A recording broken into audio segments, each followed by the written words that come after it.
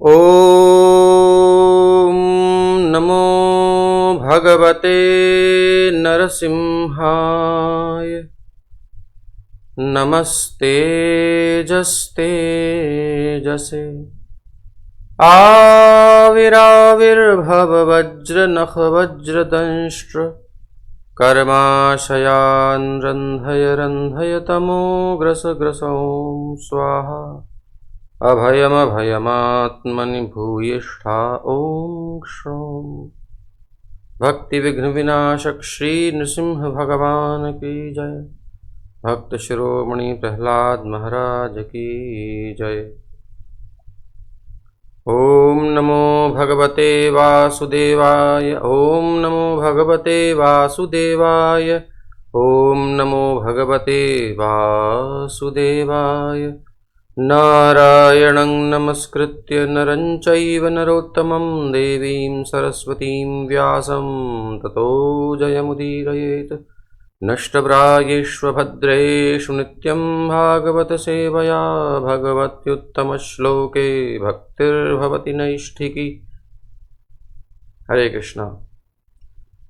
श्रीमद्भागवत महापुराण की जय। श्रील प्रभुपाद की जय। तो श्रीमद्भागवत महापुराण सीधे सीधे शब्दों में कह दिया गया, तेनेयम वांगमयी मूर्ति। साक्षात भगवान की शब्दमयी मूर्ति है। क्या है? भगवान की शब्दमयी मूर्ति है। प्रत्यक्षावर्तते हरे। प्रत्यक्ष भगवान ही यहाँ अवतरित हुए हैं इस रूप में। सरल स्वभाव नमन कुटिलाही, जथा लाभ संतोष सदाई। सरल स्वभाव वाला सीधा। अच्छा, ये ठाकुर जी हैं। जय हो जय हो जय हो जय हो जय हो। बड़े श्रद्धा से भाव से मस्तक पर धारण करके और पूजन करते हैं, आदर करते हैं। भाव की गंभीरता हो जाती है तो फिर भगवान है ही, तो उसमें कोई बात ही नहीं, प्रकाश हो जाएगा। लेकिन इसी पर विश्वास नहीं हो रहा। तेनेयम वांगमयी मूर्ति, भगवान की मूर्ति है ये। भागवत भगवान का स्वरूप है। तो भगवान में तो अलग अलग अंतर होता नहीं, तो ये खंड अलग अलग बना दिए इन लोगों ने। ये first canto, second canto, third canto, और किसी किसी के 2 भाग कर दिए कैंटो के भी। मतलब ये क्या है? भगवान तो एक साथ होते हैं, अलग अलग कैसे? अब बुद्धि चलने लगी। अच्छा, अगर भगवान ही हैं तो फिर मुझे वैसा अनुभव क्यों नहीं हो रहा? ये मंत्र तो ठीक है, कैसे भी कागज के ऊपर ये काले काले अक्षर आ गए, ये तो दिव्य कहते हैं, ये चिन्मय कैसे है? अच्छा चलो, सुनने में लगता है कि मंत्र जो नाम जो कथा में जो बोलते हैं पंडित जी, मंत्र बोलते हैं वो भगवान है। तो पंडित जी के अंदर चेंज क्यों नहीं आ रहा? पंडित जी दक्षिणा क्यों ले रहे हैं मुझसे? क्यों कह रहे हैं ये सब? मतलब आदमी का दिमाग चलता है जब तक, तब तक समझ लो सरलता नहीं है। अब आप कहेंगे जिसका दिमाग चलेगा वही सब बातें करेगा, फिर आगे निकलती जाएगी धारा, एक क्वेश्चन पे क्वेश्चन। वो कहेगा कि अरे अरे ये वो, बिना समझे तो देखो कैसे समझ में नहीं आएगी चीज़, हम कर ही नहीं सकते। जो बुद्धिजीवी होते हैं वो समझ के करते हैं, जिनके पास तर्क शक्ति होती है वो समझ के करते हैं। वो भी समझने का तरीका है, उसके भी सब उत्तर हैं। उसके बाद भी इसी पर आना है, ये तो साक्षात श्री कृष्ण है। और जब सरलता से हम भगवान को समर्पित कर देंगे, बहुनाम जन्मनाम अंते, बहुत जन्मों के बाद ज्ञानवान जब हो जाता है, रियल में ज्ञानाभिमान खत्म हो जाता है, तब वो ज्ञानवान होता है। जब तक ज्ञान का अभिमान है वो ज्ञानी है ही नहीं। वो केवल नॉलेज नहीं बल्कि इंफॉर्मेशन स्टोर कर रहा है, just like a hard disk in our laptops and desktop and in mobile also, ये बस ये क्या करते हैं, ये सब जो है ना इंफॉर्मेशन कलेक्ट करते हैं, इनके किसी काम की नहीं है। जब तक उस लेवल पर हम होते हैं वो भजन वजन कुछ नहीं है हमारा।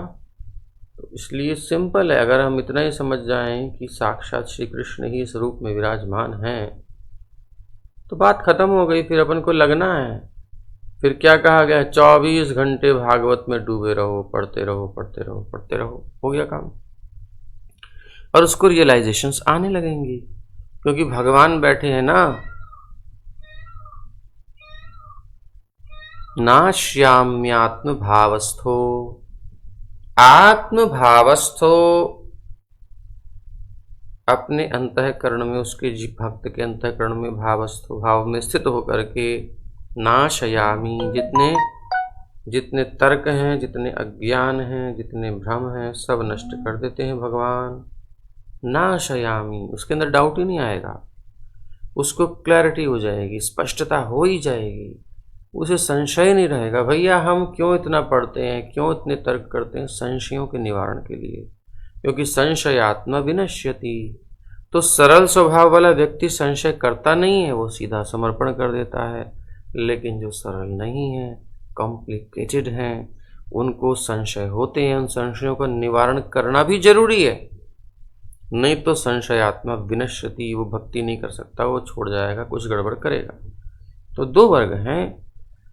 तो सरल वाले तो सिंपल भागवत को खोलें और पढ़ते चले जाएं, बस पढ़ते चले जाएं, उन लीलाओं को याद करें ठाकुर की, अपने आनंद लें जीवन का, हो गया उनका काम। लेकिन ऐसा होना, ज़्यादा दिमाग होता है तो संभव नहीं होता। इसलिए एक महात्मा हैं, एक कौन है, श्री हनुमान प्रसाद पोद्दार जी, उन्होंने एक भजन बनाया है, बना दो बुद्धिहीन भगवान, बना दो बुद्धिहीन भगवान। अर्थात ये जो माइक बुद्धि है, तर्क बुद्धि, दुनिया भर की ये सब हैं, ये हमको संसार में ही उलझाती है। माइक बुद्धि भगवान में विश्वास नहीं होने देती। ऐसी बुद्धि का आप हरण कर लें तो अच्छा है। तो ये एक बात है। तो आइए हम चाहे सरल भाव से स्वीकार करते हैं, चाहे क्लिष्ट भाव से स्वीकार करते हैं, आपके पास तर्क शक्ति है तो भी आइए, भागवत आपको निमंत्रित करता है। आपके पास यदि सरलता है तब भी भागवत आपको निमंत्रित करता है, जो है सो आ जाए, सबका कल्याण होने वाला है। तो जघन्योनोत्तमां वृत्तिम् अनापदि भजेन्नरः ऋतेराजन्यमापत्सु सर्वेषामपि सर्वशः।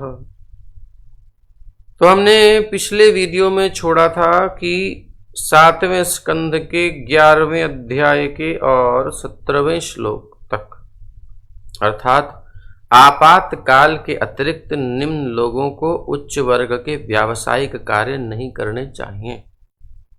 और हमने ये बताया था कि देखो, ये कोई गलती नहीं है हमारे ऋषि मुनियों की।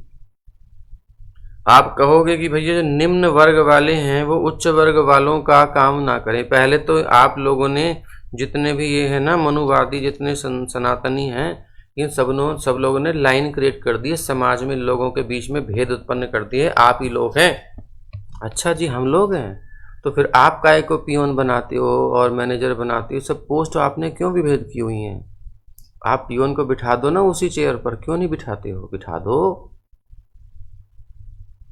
कौन मना कर रहा है? आप भेद खत्म कर दो, सबको प्राइम मिनिस्टर बना दो, सबको राष्ट्रपति बना दो, सबको, सिस्टम ही खत्म हो जाएगा आपका। न चाहते हुए भी हैं, चाहते हुए भी रखना पड़ेगा। ये सिस्टम है ना, एक लेबर क्लास होगी ही होगी।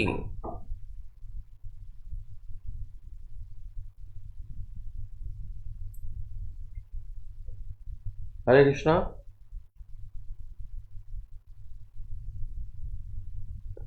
एक लेबर क्लास तो होनी है। और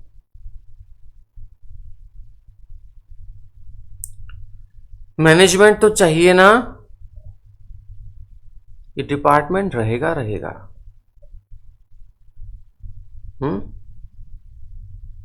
फंड रेजिंग तो करनी पड़ेगी ना, जिसको भी लगाओगे वो डिपार्टमेंट तो रखना ही पड़ेगा, अदरवाइज कैसे काम चलेगा? तो विभेद तो आप लोगों ने भी कर रखे हैं, जो बहुत बढ़ बढ़ के बोलते हो। खत्म कर दो इस सबको। बोले सब फंड रेजिंग करो, सब जो है लेबरगिरी कर लो। ये क्यों डिपार्टमेंट आपने अलग अलग रखे हुए हैं भाई?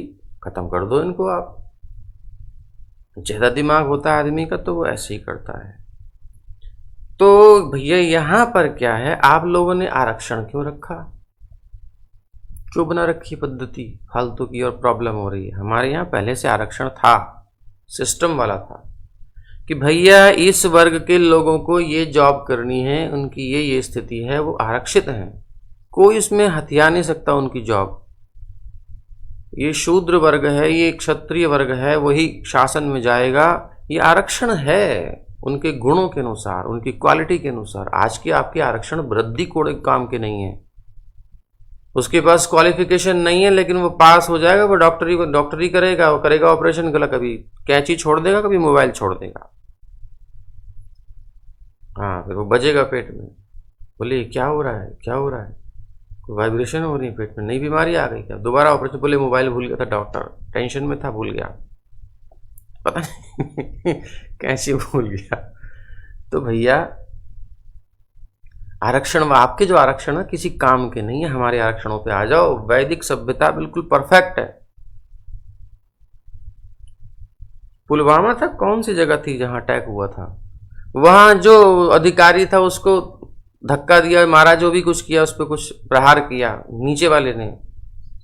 वो क्षत्रिय था, उससे रुका नहीं जा रहा, उसकी खून खून खौल रहा था। ये आक्रमण कर रहे आतंकवादी, रोक रहा है। ये कौन है? दुष्ट है, ये कैसा अधिकारी है? ये हटाओ यहां से। और वो था नहीं उस गुण का, जबरदस्ती पहुंच गया था वहां। तो इसलिए प्रॉब्लम आती है। आपकी सिस्टम में बहुत खामियां हैं, दोष हैं। यहां पर बताओ, अब आपने कहीं गलत यूनिवर्सिटी से सुन लिया होगा, व्हाट्सएप यूनिवर्सिटी से सुन लिया होगा, या किसी और यूनिवर्सिटी से सुन लिया होगा तो अलग बात है। बट आप अच्छे से भागवत पढ़िए, हमारे शास्त्रों को पूरा सांगोपांग अध्ययन कीजिए, आचार्य के चरणों में बैठकर, सब तर्क खत्म हो जाएंगे आपके।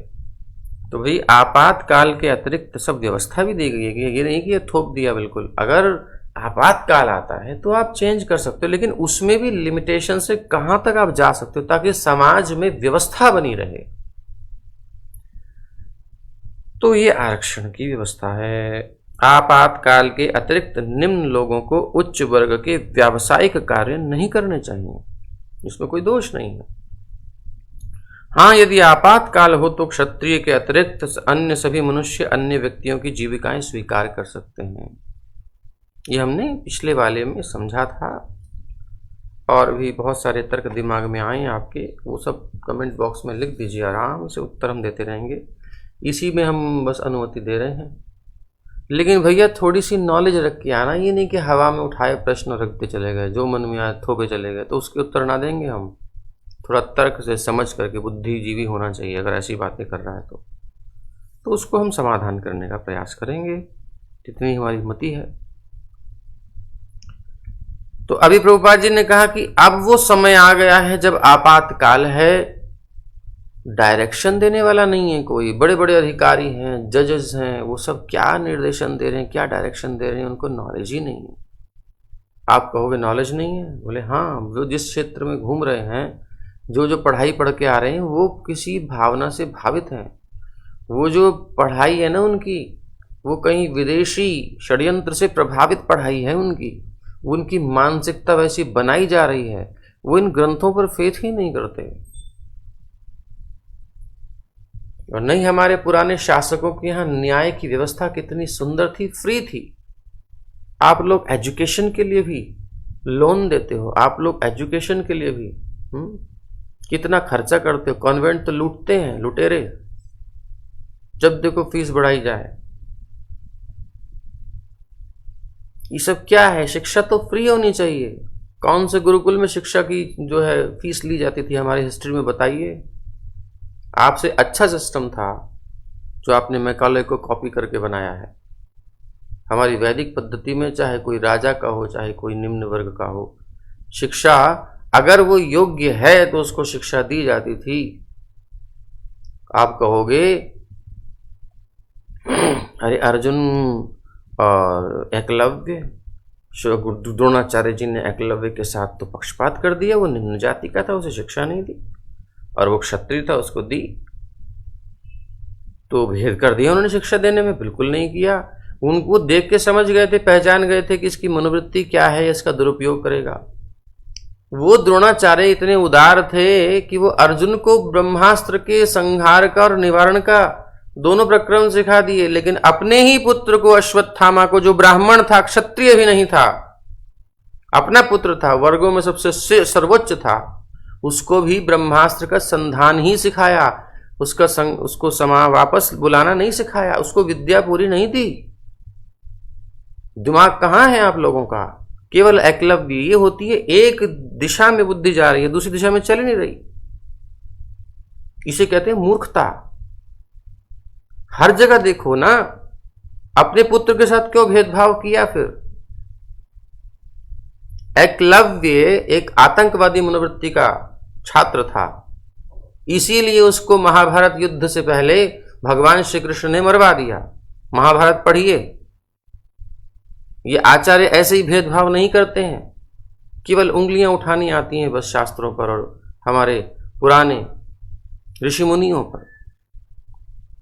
एक उंगली उधर उठाते हो ना, 3 हमारे ऊपर आती हैं, जरा देखा करो, इधर भी देखा करो। जितने भी निंदक हैं उनके लिए हम बोल रहे हैं। तो अब 18वां श्लोक है, वर्णाश्रम जो हमारा जो सामाजिक ढांचा है, कैसे चले उसका सिस्टम दिया हुआ है। ऋतामृताभ्याम जीवेत मृतेन प्रमृतेन वा सत्यानृताभ्यामपि वा नश्ववृत्त्या कदाचन ऋतमुञ्छशिलं प्रोक्तममृतं यदयाचितं मृतं तु नित्ययाच्यां स्यात् प्रमृतं कर्षणं स्मृतम्।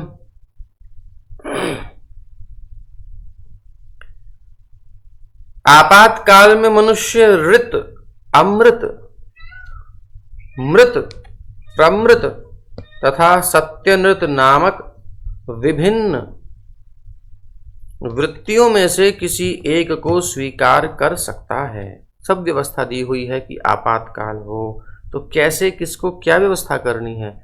मतलब एक सिस्टम,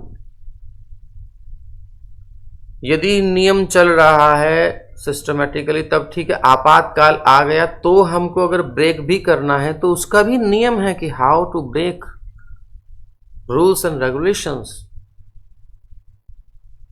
जो कि एस्टैब्लिश्ड हैं, उनको ब्रेक कैसे करना है इसका भी सिस्टम है। तो यानी इतना सुंदर व्यवस्था हमारे ऋषि मुनि दे करके गए हैं। और फिर यह कि वापस भी आप आ सकते हो, जब आपातकाल खत्म हो जाए तो आप उसमें आ जाओ। तो यदि किसी आक्रांता के बहकावे में आकर के, आक्रांता के प्रभाव में आकर के, किसी के लोभ में आकर के आपने अपना जो स्वाभाविक स्वरूप था परिवर्तित कर दिया है आज के परिवेश में, तो वापस आप आ सकते हैं। अब समय जा चुका है, हंसने रहना जरूरी नहीं है।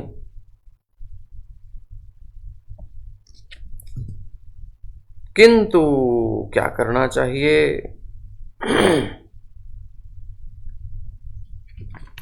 वृत्ति को, उस व्यक्ति को कुकर की वृत्ति कभी नहीं अपनानी चाहिए।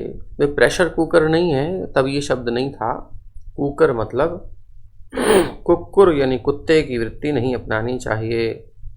आजकल वही फेमस है, लोग कुत्ता ही बनना चाहते हैं। अभी बताएंगे क्या होता है। उच्छशिला वृत्ति में क्या होता है? खेती से अन्न एकत्र करने की वृत्ति होती है। और एक श्लोक और ले लेते हैं। सत्यानृतं च वाणिज्यं स्ववृत्ति नीच सेवनम। स्ववृत्ति यानी कुत्ते की वृत्ति क्या है? नीच का सेवन करना, नीच पुरुष की सेवा करना। हमको जॉब करना मतलब सेवा करना किसकी? जो बदमाश है, अय्याश है, फ्रॉड है, दुनिया भर के गलत काम करता है, उसकी जा करके सेवा करना जो हमको पड़ता है, तो उसको कहते हैं स्ववृत्ति। नीच की सेवा हमें करनी पड़ती है। तो जॉब हम कर रहे हैं, किसके अंडर में कर रहे हैं? अपन को तो पैसे से मतलब है ना। कैसे हुआ है वो कुछ भी करे, हमें क्या मतलब। ये कुत्ते की वृत्ति है हमारे शास्त्रों के अनुसार। तो पहली श्रेष्ठ क्या है? उच्चशील। हाँ, तो मैं श्लोक तो पूरा बोली हूँ। सत्यानृतं च वाणिज्यं स्ववृत्तिर्नीच सेवनं वर्जयेत्तां सदा विप्रो राजन्यश्च जुगुप्सितां सर्ववेदमयो विप्रः सर्वदेवमयो नृपः।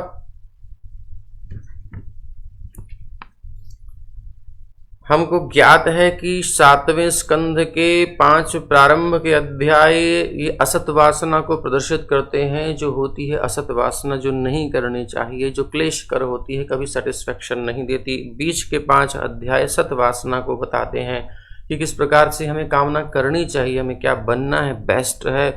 लेकिन ये जो अध्याय है 5, इसमें कुछ व्यवहारिक चीज़ें, कुछ अज्ञान की बातें, यानी अज्ञान के धरातल पर, यानी मैं शरीर हूँ, यह ज्ञान ही है वास्तव में, लेकिन इसमें भी अभी हम हैं ना, तो यहाँ भी कुछ नियम होने चाहिए, नहीं तो पशुओं की सभ्यता हो जाएगी, जानवर राज, जंगल राज हो जाएगा। जैसे कि जब मोहम्मद साहब आए थे उससे पहले कैसी स्थिति थी, उन्होंने सुधारने का प्रयास किया कि ये सब सुधर जाए। जीसस क्राइस्ट आए थे तो उनसे पहले कैसी स्थिति थी, जीसस क्राइस्ट ने उसको सुधारने का प्रयास किया। सो वो स्थिति हो जाएगी, रूल रेगुलेशन अब खत्म हो जाएंगे, कुछ नहीं होगा। तो इसलिए ये सब है, ये भी आवश्यक है। जब तक हम संसार में हैं तो कुछ नियम होने चाहिए।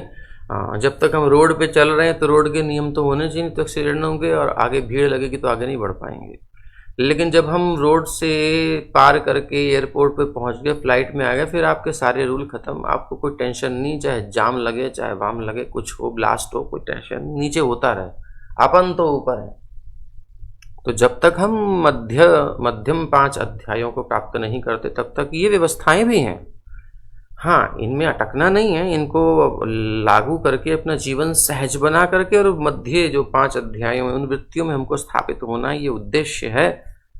तो उच्चशील वृत्ति क्या है? उच्चशील वृत्ति में खेती से अन्न एकत्र करने की वृत्ति होती है, इसी को कहते हैं ऋत।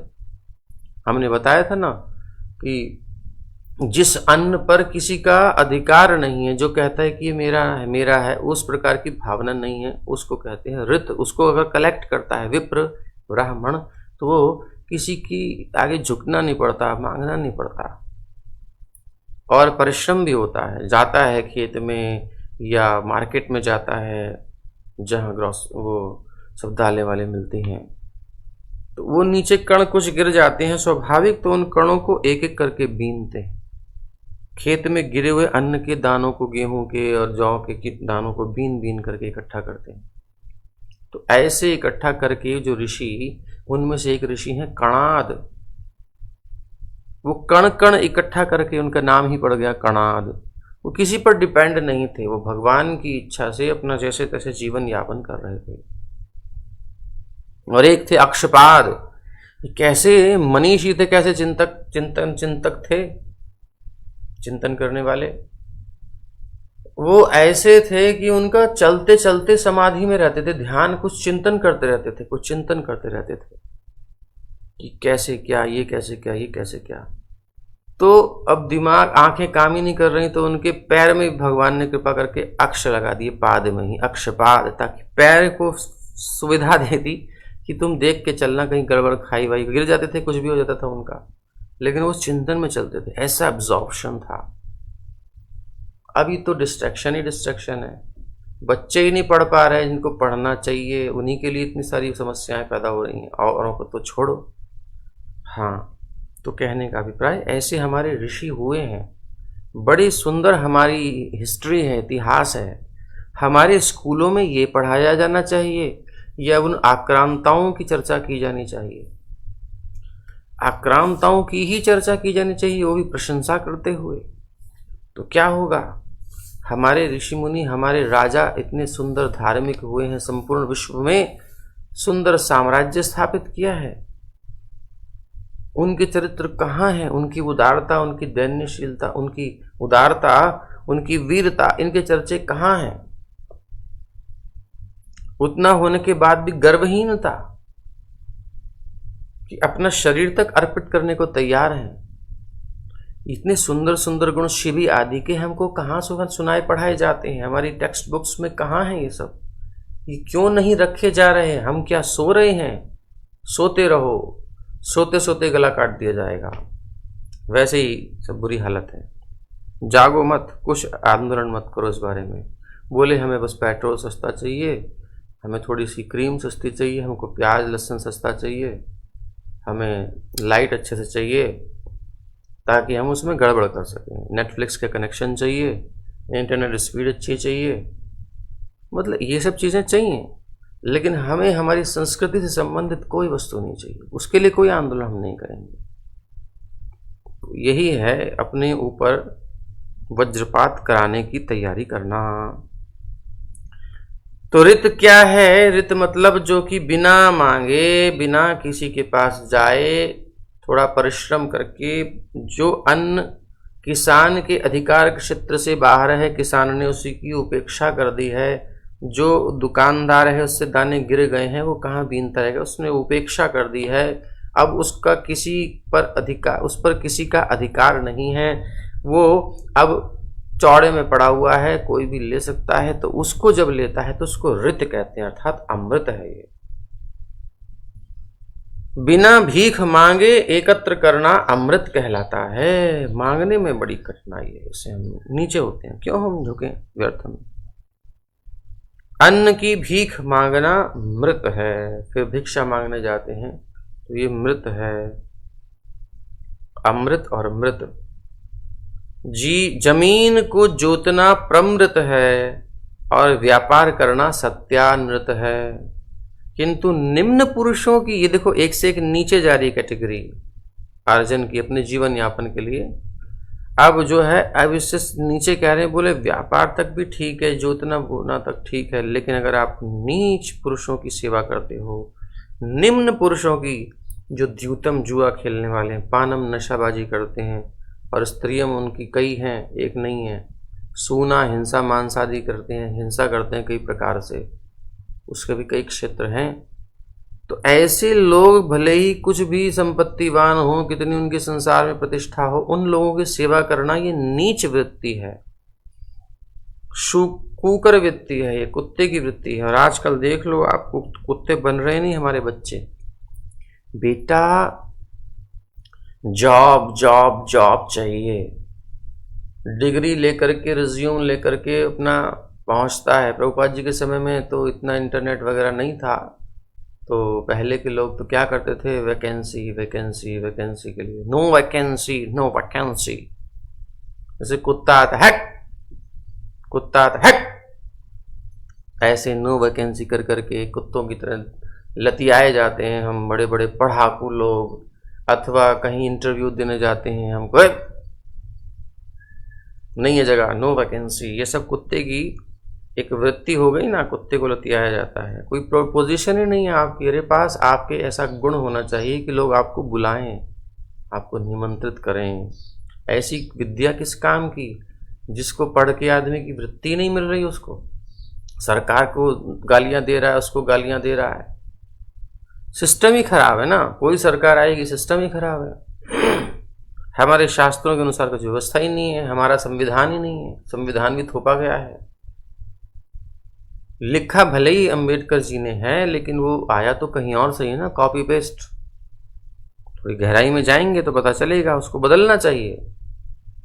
जिस संविधान से हमारी संस्कृति सोने की चिड़िया कहते थे भारत को, वो संविधान क्यों नहीं लागू करते? फल चाहिए हमारी पुराने वाले, राम राज्य चाहिए, और राम जी का संविधान नहीं चाहिए। नहीं बनेगा, नहीं बनेगा। विशेषतः ब्राह्मणों और क्षत्रियों को तो कम से कम शूद्रों की निम्न तथा गर्हित सेवा में नहीं ही लगना चाहिए। शूद्र मतलब तुच्छ मानसिकता वाला, ये सोच ही छोटी है। उस आदमी के पास जाओगे तो फिर वो तो आपको भी छोटा ही करेगा ना, और वो थोड़ा अहंकारी भी होता है। फिर जब उसके पास, आजकल का, पहले के शूद्र तो बड़े सरल सहज होते थे, जिनकी छोटी सी सोच होती थी, वो अपना घर परिवार में ही फिक्स रहते थे, थोड़ा बहुत खाने को मिल जाए, इतनी सोच होती थी, सरल सहज होते थे। कोई निंदनीय शब्द नहीं था पहले। शूद्र, शुश्रूषा, सेवा सबसे बड़ी वृत्ति है। तो सम्मान था, ऐसा नहीं था। अब उसमें भी भेद होते हैं, कुछ अलग अलग स्थिति होती है, नहीं तो फिर शबरी से भगवान क्यों प्रेम करते। यहाँ कहीं किसी कारणवश शंभूक का राम जी ने वध किया तो वो अनधिकृत चेष्टा कर रहा था। उस समय तपस्या सही नहीं थी, उससे लोक में प्रलय होती, नुकसान होता। उस समय कुछ गड़बड़, सिस्टम अलग था, रूल रेगुलेशन अलग थे। अब वो लागू नहीं है तो अब उसको उनको हम नहीं समझ सकते उन बातों को अभी। तो स्थिति, देश काल परिस्थिति के अनुसार समझना पड़ेगा उस समय क्या सिचुएशंस थी, उसमें तपस्या का क्या प्रभाव होना था, तो वो समझना चाहिए क्यों किया। सीधा तर्क देने में आ जाते हैं तो वो गलत है, समझना चाहिए पहले। हम तो समझ के ही बोल रहे हैं। विशेषतः ब्राह्मणों और क्षत्रियों को शूद्रों की निम्न तथा गर्हित सेवा में नहीं लगना चाहिए। ब्राह्मणों को समस्त वैदिक ज्ञान में पटु होना चाहिए। जो अपने आप को ब्राह्मण कहता है उसे सारा वैदिक ज्ञान पता होना चाहिए, आत्मसात होना चाहिए, कम से कम ज्ञान का सार क्या है। और क्षत्रियों को देवताओं की पूजा से भली भांति परिचित होना चाहिए।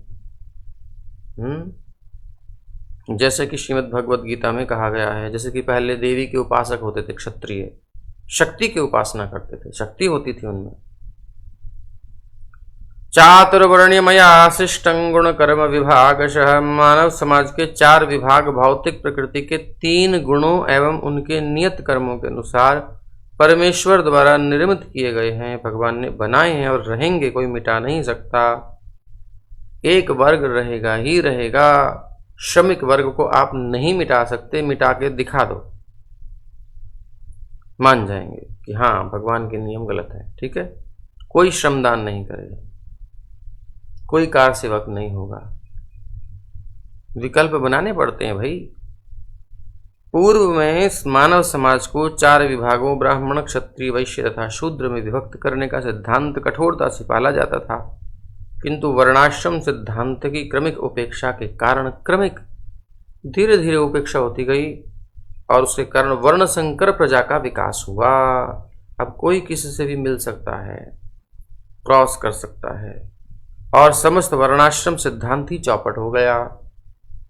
इस कलयुग में प्रायः प्रत्येक व्यक्ति ही शूद्र है, कलौ शूद्र संभवाः। और ब्राह्मण, क्षत्रिय या वैश्य को खोज पाना बहुत कठिन है।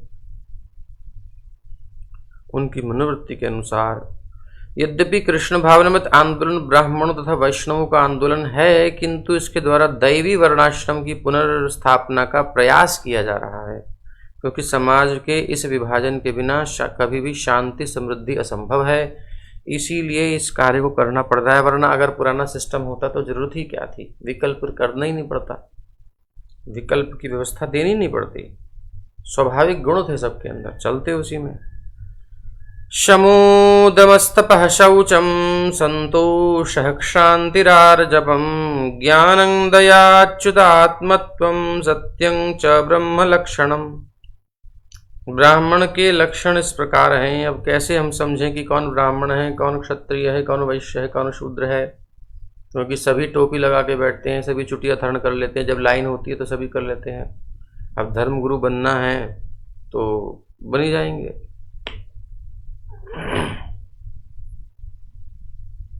मन का संयम, ब्राह्मण के लक्षण क्या है? बोले मन का संयम होना चाहिए, वो मन का कच्चा नहीं होता, जो जिधर मन करे। बोले दिल है कि मानता नहीं, ये ब्राह्मण हो ही नहीं सकता। इंद्रियों का संयम है, वाणी पर नियंत्रण नहीं है, आंखों पर नियंत्रण नहीं है, ये इंद्रियां हैं बाहर की, सब इन पर नियंत्रण, हाथ पैर पर नियंत्रण, ये सब नहीं है। जिसके पास वो ब्राह्मण है ही नहीं, भले ही नाम रखता हो, गुण नहीं है अभी। तपस्या तथा आत्म संयम, सहनशीलता होनी चाहिए, तपस्या होनी चाहिए, धर्म के पालन में तपस्या करता है। आत्म संयम होता है उसका, कहाँ भड़कना है कहाँ नहीं भड़कना पता होता है। पवित्रता, शुद्धि होती है उसके अंदर, अंदर की बाहर की पवित्रता होती है। वाणी में पवित्रता होती है, आचरण में पवित्रता होती है, मन में पवित्रता होती है। संतोष रखता है वो ये नहीं कि वो फलाना वो आगे बढ़ गया मैं क्यों पीछे रह गया। बोले वो आध्यात्मिक उन्नति में असंतोषी होता है, भौतिक उन्नति में तो वो संतोष रखता है। बोले बस जीवन यापन के लिए जितना मिल गया ठीक है। सुदामा जैसा वो संतोषी है। क्षमाशीलता, उसके अंदर क्षमा होती है, दया होती है, अपराधों को क्षमा कर देता है। और सरलता होती है, सरल होता है, ज्ञान होता है, दया होती है, सत्य होता है, पूर्ण पुरुषोत्तम भगवान के प्रति पूर्ण समर्पण होता है, जैसी प्रभु की इच्छा। ब्राह्मण पुराने ऐसे ही होते थे, भगवत इच्छा पर निर्भर रहने वाले सरल से होते थे विप्र, कोई बात नहीं, जैसी ठाकुर की इच्छा। तो वर्णाश्रम धर्म व्यवस्था में ब्राह्मण, क्षत्रिय, वैश्य, शूद्र, ब्रह्मचारी, गृहस्थ, वानप्रस्थ और संन्यास के लक्षणों का वर्णन हुआ है। ये वर्णाश्रम जो चल रहे हैं 5 अध्याय। अंतिम लक्ष्य तो अच्युतात्मत्वम। अंतिम लक्ष्य क्या है? इन सबका उद्देश्य वही है जो बीच के 5 अध्याय है ना। इससे हमको व्यवहारिक जीवन से चलते चलते वहां पहुंचना है। तो सदैव पूर्ण पुरुषोत्तम भगवान श्री कृष्ण या विष्णु के विषय में सोचना। कृष्ण भावनामृत में उन्नति करने के लिए मनुष्य को उपर्युक्त गुणों से युक्त ब्राह्मण बनना होता है। शौर्यम वीर्यम धृतिस्तेजस त्यागश्चात्मजयः क्षमा ब्रह्मण्यता प्रसादश्च सत्यं च क्षत्रलक्षणम। युद्ध में धाक जमाना, अब देखो ये ब्राह्मण के अंदर नहीं होता। अब गुणों का कुछ मिक्सर होता है, वो अलग चीज है। ये सब चीजें होती हैं कि एक ये जो क्वालिटीज बताई जा रही हैं प्रॉपर फाइन, लेकिन प्रकृति में कभी कभी मिक्सर हो जाता है ना। किसी की वृत्ति किसी से प्रभावित हो जाती है, कुछ प्रभाव हो जाता है, वो अलग चीज है। हम क्या कर रहे हैं, बिल्कुल सेपरेट कर रहे हैं। ब्राह्मण के गुण प्योर खालिस ऐसे होते हैं, लेकिन संसार में कभी कभी कुछ मिक्स भी हो जाता है, ठीक है। ये क्षत्रिय के गुण हैं, ये वैश्य के हैं, ये शूद्र के हैं। तो शौर्य यानी युद्ध में धाक जमाना, डट जाता है, वो अजेय होता है, जीतना सहज नहीं होता उसको। धैर्यवान होता है, ये नहीं कि सफलता नहीं मिल रही तो हार गया, महाराणा प्रताप की तरह धैर्यवान होता है, तेजवान होता है। अकबर भी जो है मानता था लोहा, भले ही नहीं पकड़ पाया, कुछ कर पाया, लेकिन मानता था। तेजवान, धैर्यवान, दानवीर होता है, खूब दान दे सकता है, कंजूस नहीं होता। शारीरिक आवश्यकताओं को वश में करना, भूख प्यास सही नहीं महाराणा प्रताप ने, कितना कष्ट सहा उन्होंने, ये है शारीरिक आवश्यकताओं को वश में रखना। आवश्यकता पड़ने पर वश में रख सकता है। क्षमाशील होना, ब्राह्मण नियमों के प्रति अनुरक्त होना, अर्थात विप्रों में श्रद्धा रखना क्षत्रिय का। तो पहले ये कॉम्बिनेशन था, क्षत्रिय और ब्राह्मण या फिर साधु जो भी कहिए, उसमें तालमेल था। वो इंस्ट्रक्शंस शास्त्रों से लेकर के क्षत्रिय को देते थे ब्राह्मण आदि, और उसके वो खुद रुचि नहीं रखते थे शासन में, बट शासन सही से हो उसमें रुचि रखते थे, इसलिए इंस्ट्रक्शंस देते थे। और वो क्षत्रिय ब्राह्मणों में श्रद्धा रखने के कारण उनके इंस्ट्रक्शंस को फॉलो करते थे, इसलिए गुरु होते थे, और गुरु जो है निर्देशन देते थे शास्त्र के अनुसार। तो वो ठीक से साम्राज्य चलता रहता था। सुंदर न्याय व्यवस्था थी। बोले फ्री में होना चाहिए न्याय व्यवस्था, तुरंत न्याय होना चाहिए। ये नहीं कि वो लगा पड़ा है, साल बीत गए, आदमी मर गया तब उसका न्याय हो रहा है। कौन सा तरीका है ये? खत्म कर देना चाहिए, कोर्ट का सिस्टम बेकार है।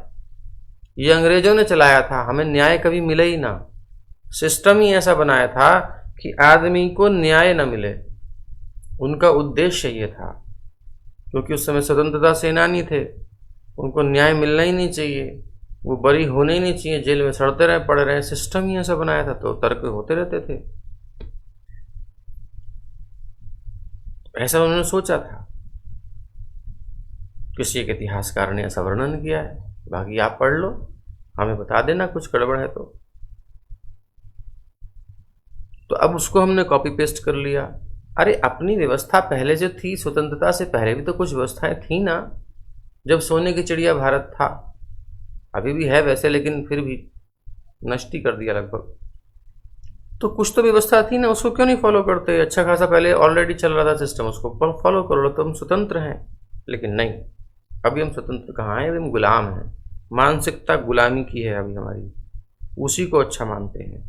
तो ब्राह्मण नियमों के प्रति अनुरक्त होना तथा सदैव प्रसन्न रहना और सत्यनिष्ठ होना, ये क्षत्रिय के लक्षण है। हमेशा प्रसन्न रहता है, तभी तो प्रजा प्रसन्न रहेगी। खुद ही रोता रहेगा तो संसार को क्या संभालेगा। और सत्यनिष्ठ होता है, जो कह दिया सो करता है। रामो द्विर न भाषसे, राम दो वचन कभी नहीं बोलता, ऐसे बोलते हैं प्रभु। अर्थात जो कह दिया कह दिया। रघुकुल रीत सदा चली आई, प्राण जाए पर वचन न चाहिए। यानी कि क्षत्रिय की वाणी पर भरोसा किया जा सकता है, उसने कहा है तो करेगा,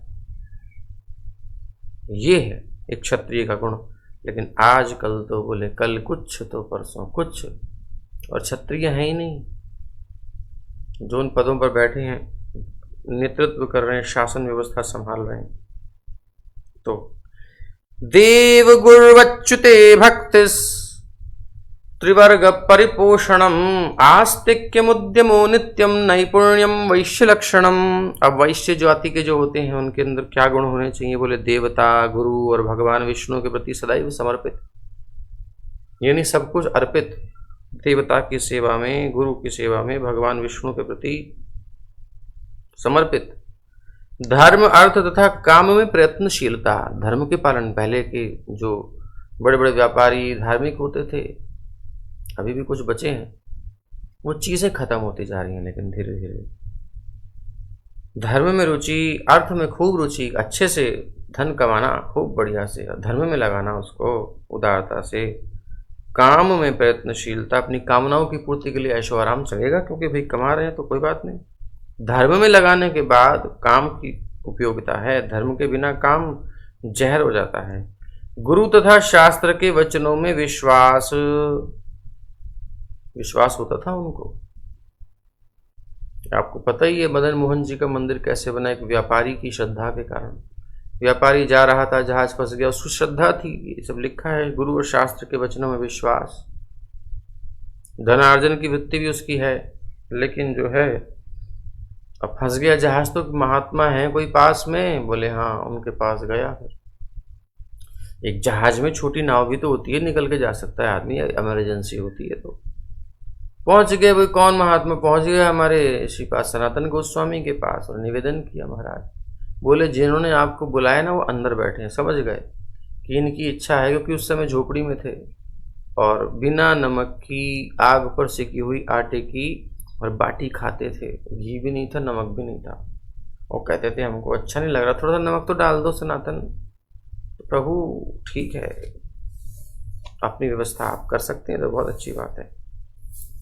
हाँ, तो मैं फक्कड़ हूँ, सब कुछ त्याग के बैठा हूँ, कहाँ से करूँगा? मुझे तो सेवा आपकी इस प्रकार से करनी है, महाप्रभु का यही आदेश है। लेकिन अगर आप चाहते हैं तो आप व्यवस्था कीजिए, समर्थ हैं तो। ठाकुर जी ने कई प्रेरणा दे दी उसको, सेठ का जहाज अटका दिया। सेठ आया, आ करके भगवान से प्रार्थना करी, अगर मेरा जहाज निकल जाए तो मैं ये आपका मंदिर बनवाऊंगा, बहुत सुंदर। जहाज निकल गया, बहुत प्रॉफिट हुआ, बढ़िया प्रॉफिट ला करके लगा दिया उसने, धर्म में लगा दिया, भगवान की सेवा में लगा दिया, विष्णु के प्रति समर्पित हो गया और बढ़िया से आनंद हुआ उसके जीवन में। धनार्जन में निपुणता, एक बनिया होता है, एक वैश्य होता है, परफेक्ट होता है। उनके बच्चे भी बढ़िया से नोट गिन लेते हैं, ब्राह्मण के और एक क्षत्रिय के, सबके, ब्राह्मण आदि के, इनमें इतनी परफेक्टता नहीं होती बिजनेस में। अब ये गुण प्योर होने चाहिए, तब ये सब हम ना अलग अलग डिफरेंशिएट कर रहे हैं, आपको पता है ना, लेकिन मिक्सअप भी हो सकता है, और आजकल तो विशेषकर है ही। धनार्जन में निपुणता सहित सदैव प्रयत्नशील होना, हमेशा उत्साह बना रहता है, कभी हार नहीं मानता, लगा रहता है, बहुत उत्साही होता है, ये वैश्य के लक्षण हैं। शूद्रस्य सन्नति शौचम सेवा स्वामिन्य मायया अमंत्र यज्ञो ह्यस्तेयम सत्यम गोविप्र रक्षणम। समाज के उच्च वर्णों, ब्राह्मणों, क्षत्रिय तथा वैश्यों को नमस्कार करना, सदैव स्वच्छ रहना, स्वस्थ स्वच्छ रहना, गंदे नहीं, द्वैत भाव से मुक्त रहना, भेदभाव नहीं, अपने स्वामी की सेवा करना, है, अपने मालिक की सेवा करना। आपको पता होगा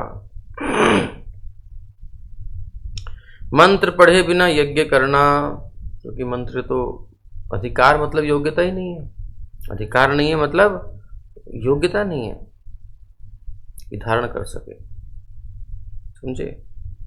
और सदा संरक्षण प्रदान करना ब्राह्मणों को, हाँ यज्ञ करना, चोरी नहीं करना, और सदा सत्य बोलना तथा गायों और ब्राह्मणों को सदा संरक्षण प्रदान करना, ये शूद्र के लक्षण हैं। ये कौन से खराब लक्षण हैं? इतने सम्माननीय वर्णन है यहाँ पर। बस एक चीज है कि अपने स्वामी की सेवा करना। अब 4 भैया हैं, एक भैया तो बहुत इंटेलिजेंट है, वेरी इंटेलिजेंट पर्सन, बड़े बड़े काम निपटा लेता है। दूसरा बहुत बलशाली है, बहुत बलवान है। तीसरा बड़ा कमाऊ है। एक तो बुद्धि देता रहता है लोगों को, बड़ा दिमाग है उसके पास, दिमाग देता है लोगों को, बांटता है, नॉलेज देता है। एक बड़ा बलशाली है, गांव में कोई डंडा पंडा चले कुछ हो, बुलाओ भैया को जरा, सब बदमाशी निकाल देगा इनकी। एक है बड़ी मनी कमाता है, बड़ा मास्टरमाइंड है, फटाफट कैसे व्यापार करना है, किधर से क्या लाएंगे, क्या प्रॉफिट होगा पता है उसको, कमाया तो कमाऊ पूत है। एक है जी बेचारे के पास अकल भी नहीं है, ना माइंड तेज है, ना उसके पास बल है, ना उसके पास बुद्धि की कमाल इतनी, सरल सा थोड़ा बहुत उसके पास बेसिक नॉलेज है, ठीक है। तो उसको लाभ कैसे मिलेगा? बोले मेरे इतने बड़े बड़े भैया ऑलरेडी हैं, वो ज्ञानी है, ज्ञान की जरूरत पड़ेगी तो जो वो कहेंगे सो मैं कर दूंगा, मुझे सोचने की जरूरत क्या है जब नहीं चलता दिमाग तो। और जो भैया बलशाली है, मुझे कोई परेशानी होगी तो मेरी रक्षा कर ही देंगे। और ये मेरे भैया हैं, खूब धन कमाते हैं, थोड़ा बहुत मेरे ऊपर करते रहते हैं खर्चा, खाने पीने की टेंशन नहीं है। तो मुझे जब सब कुछ मिल ही रहा है तो अलग से कोई टेंशन जबरदस्ती अनधिकृत चेष्टा करने की क्या जरूरत है? अगर हम बनेंगे ज्ञानी तो बन जाएंगे कि जब नॉलेज की अधिकार ही नहीं है, यानी क्वालिफिकेशन ही नहीं है, एक प्रोसेस हमारे पास आ जाए तब भी हम यूज नहीं कर सकते ना। जो मंद बुद्धि हैं, उन मंद बुद्धियों की बुद्धि तो आगे नहीं जाएगी ना। कैसे हम उनको घोट के पिला देंगे? उनकी वहीं सेवा करनी पड़ती है। ऐसा एक वर्ग आज नहीं है क्या? तो एक लिमिट है उनकी, तो सरलता से सहजता से अपने 3 भैया की सेवा करे, खूब बढ़िया से इनको खिलाए पिलाए, उनके चरण दबा ले, बढ़िया से उनसे बातचीत करे, हंसी मजाक करे, और जो काम कहें वो कर दे। बस फिर उसको करना क्या है? कुछ नहीं करना, सहज भाव से उसकी रक्षा भी हो गई, उसे ज्ञान भी मिल गया और उसको धन भी मिल गया। सरल सहज भाव से करे, चोरी चकारी करे ना, बस सेवा करे, हो गया काम। उसको भी भगवत प्राप्ति हो जाएगी, उसको भी हो जाएगी, उसको सबको हो जाएगी। तो ऐसे समाज में 4 विभाग हैं, ये सब भाई के समान हैं। एक वर्ग है जिसकी इतनी योग्यता नहीं है कि वो इतना सब कुछ कर सके, तो वो चोरी ना करे, बस सिंपल अपना सरलता से तीनों वर्णों की सेवा करे। जो सेवा क्या होती है? पहले की जो व्यवस्था है वो यज्ञ विशेष होते थे, कुछ आध्यात्मिक क्रियाकलाप होते थे, उसमें श्रमिक चाहिए, श्रम के लिए शूद्रों की व्यवस्था है। अब सारा व्यवस्था उनकी बनाई हुई, उसमें विप्र बड़ा भाई यानी विप्र आकर के उसमें मंत्रोच्चारण करेंगे, बढ़िया से सुनेंगे। शूद्र भी यज्ञ करेंगे, लिखा है ना, मंत्र पढ़े बिना यज्ञ करना, अमंत्र यज्ञो, तो वो भी यज्ञ ही हो गया ना उनका। उसकी सेवा उन्होंने मंडप बनाया, पूरा किया, व्यवस्था कर रहे हैं, देख रहे हैं, वो यज्ञ ही कर रहे हैं, उनको यज्ञ का लाभ मिलना है। मंत्र के बिना मंत्र के यज्ञ का लाभ मिल जाएगा। क्षत्रिय तो क्या कर रहे हैं? बोले कुछ क्षत्रिय बैठे हैं उसमें सेवा कर रहे हैं, कुछ अगर कोई क्षत्रिय यजमान है तो, और नहीं तो सुरक्षा चल रही है यज्ञ की। ऐसी क्रियाएं चलती रहें, कुछ लोग आकर के यज्ञों में विघ्न न डालें, हमारे शास्त्रों को नष्ट न करें, हमारी भगवत गीता को, भागवत को प्रमोट करने में बाधा कौन बन रहा है उसकी तो ऐसी की तैसी। तो वो सुरक्षा के लिए, इस धर्म की रक्षा के लिए, प्रोसेस की रक्षा के लिए, जिससे कि समाज में शांति बनी रहे हैं, ऐसे शास्त्रों की रक्षा करनी चाहिए जिनके अध्ययन से समाज में सुख शांति फैले, जिनके अध्ययन से समाज में उत्पात हो। ऐसा कोई भी शास्त्र हो, तथाकथित शास्त्र कहते होंगे, उसको कभी भी हमको प्रमोट नहीं करना चाहिए। जिससे उत्पात हो रहा हो, आतंक हो रहा हो, उस शास्त्र को, जिससे शांति भाव स्थापित होता हो, सामंजस्य स्थापित होता हो, उसको तुम्हें प्रमोट करना चाहिए। ये क्षत्रिय का कर्तव्य है। तो हाँ, तो अब चौथा है तीसरा व्यापार। व्यापारी वर्ग क्या है? खूब धन कमा रहा है, खूब गोघृत गाय का पालन करना, कृषि करना और वाणिज्य करना, उसका व्यापार करना। तो इसमें व्यापार में कभी भी प्लास्टिक नहीं आता। इसमें कभी भी ये जो फालतू के जो कबाड़ हमारे इकट्ठे हो रहे हैं आजकल, पृथ्वी को नष्ट कर दिया गया है। कैसी कैसी वीडियो जो कुछ लोग बना बना के भेज रहे हैं कि भैया कितना कूड़ा इकट्ठा हो रहा है नदियों के किनारे, समुद्रों के किनारे, तटों पर, जहां इतना सारा कूड़ा इकट्ठा हो जाता है, इतना प्लास्टिक, नरक बन गई है पृथ्वी। और उसके बाद भी प्रोडक्शन चालू है। हॉस्पिटल्स में हम देख रहे थे, हॉस्पिटल में भी जो कूड़ा इकट्ठा करने के लिए है वो डस्टबिन के चारों तरफ वो अंदर डाल के पन्नी, बड़ी ब्लैक पन्नी आती है, उसमें डाल देते हैं। प्लास्टिक की पूजा हो रही है, फिर एक तरफ से प्लास्टिक को नकारा जा रहा है। भैया क्यों इन्वेंशन किया था? खोपड़ी खराब हो गई थी क्या? कि ऋषि मुनियों को बहुत सी चीजें नहीं पता थी, उनके पास विज्ञान नहीं था? क्यों सिंपल लिविंग में विश्वास करते थे? एक वर्ग को उन्होंने सुव्यवस्था दी, क्षत्रिय वर्ग को व्यवस्था चाहिए, बाकी सब लोग अपना आराम से रहो, झोपड़ी अच्छी है, बढ़िया है, प्रकृति के साथ ज्यादा छेड़छाड़ मत करो। उनकी भी व्यवस्था सात्विक विधि से। और जब जब कोई उत्पात किया है राजा, इन विप्रों ने शाप देकर के नष्ट किया है। वेन ने उत्पात किया, उसने सब व्यवस्था नष्ट की, वैदिक की उसको मार दिया। ऐसे राजाओं को मार देना चाहिए, ऐसे सबको नष्ट कर देना चाहिए। ऐसे नेता जो भ्रष्टाचार फैला रहे हैं, गलत कर रहे हैं, लीड ही गलत कर रहे हैं, वो होना ही नहीं चाहिए सत्ता में। तभी काम बनेगा, भय भी होगा कि हाँ गलत काम नहीं करना। इधर से प्रोडक्शन किए जा रहे हैं, हर जगह प्लास्टिक है। पानी भी पियो तो प्लास्टिक में। सोने के पात्र खत्म हो गए, बोतलें खत्म हो गई, कौन कौन सुराहियां खत्म हो गई। वो तो कुछ लोगों ने प्रेरणा दे दे के बचा रखी, नहीं तो वो भी बननी बंद हो जाएगी। तो बेचारे बनाने खत्म हो गया था वो तो। कुछ राजीव दीक्षित आदि हैं, उन्होंने ऐसे कुछ व्यक्ति हैं जो प्रमोट कर रहे हैं, चलो भैया इसको समझो, इसकी क्या वैज्ञानिकता है। हमारी पुरातन संस्कृति की वैज्ञानिकता जब प्रदर्शित की गई तब कुछ लोग उसको समझे, लेकिन फिर भी कुछ लोग स्वीकार करके वापस चले जाते हैं, क्योंकि सहजता नहीं है। परिवेश ही ऐसा बन गया है कि इस प्लास्टिक से हमें जुड़ना ही पड़ता है। अब चाहे लैपटॉप हो प्लास्टिक है, तार हो प्लास्टिक है, रबर है। ये प्रकृति के साथ हिंसा है, और वो प्रकृति के साथ की गई हिंसा लौट के हमारे पास ही आती, कहीं नहीं जाती। इन चीजों को बंद तो होना ही चाहिए, कम से कम। अब हम क्या करते हैं, हम पॉलीथीन भी कम से कम यूज करते हैं, तो मना ही करते हैं, लेकिन दुकानदार कहते हैं इसको मत दे, इसको मत दे, तो रहने दे, जरूरत नहीं है।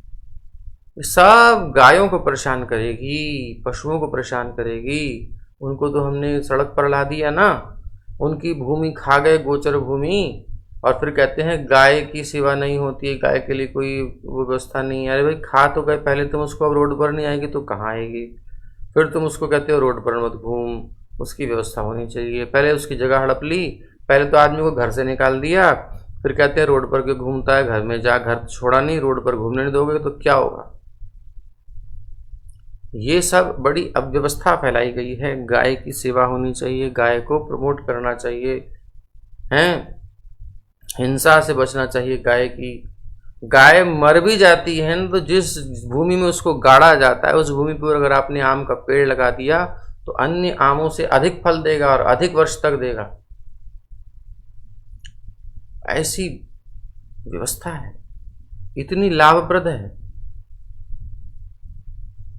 तो गाय कभी किसी की हिंसा कर ही नहीं सकती, और मनुष्य से अधिक गाय की संख्या थी पहले, और हो भी जाए तो भी हमें कोई नुकसान नहीं होगा। डिपेंड ही नहीं होना हमें किसी और चीज पर, इतने अन्न की भी आवश्यकता नहीं होगी, क्योंकि गोघृत गोदुग्ध से काम चल जाएगा। तो ये सब व्यवस्थाएं, वर्णाश्रम की चर्चा चल रही है, इसलिए हमको पता होना चाहिए। कृषि भी अच्छी होती थी, गाय के उत्पन्न गोबर से जो खाद बनता है, गोमूत्र से जो खाद बनता है, उससे पेस्टिसाइड्स बनते हैं, कीटनाशक बनाए जाते हैं, गोमूत्र और जो कुछ नीम आदि की कुछ विधियां हैं उनसे। प्रभावी होते हैं और साइड इफेक्ट से रहित होते हैं। नहीं तो ये रासायनिक जो भेजे जा रहे हैं, रसायन इतने छिड़के जाते हैं, वो सब कितने नुकसान देने वाले हैं। इसीलिए आज हर एक व्यक्ति जो कितना भी संयम से रहने वाला हो, क्योंकि आहार और वातावरण स्वच्छ नहीं है, इसलिए एक अच्छा व्यक्ति, एक सही जीवन शैली को जीने वाला भी प्रभावित हो रहा है।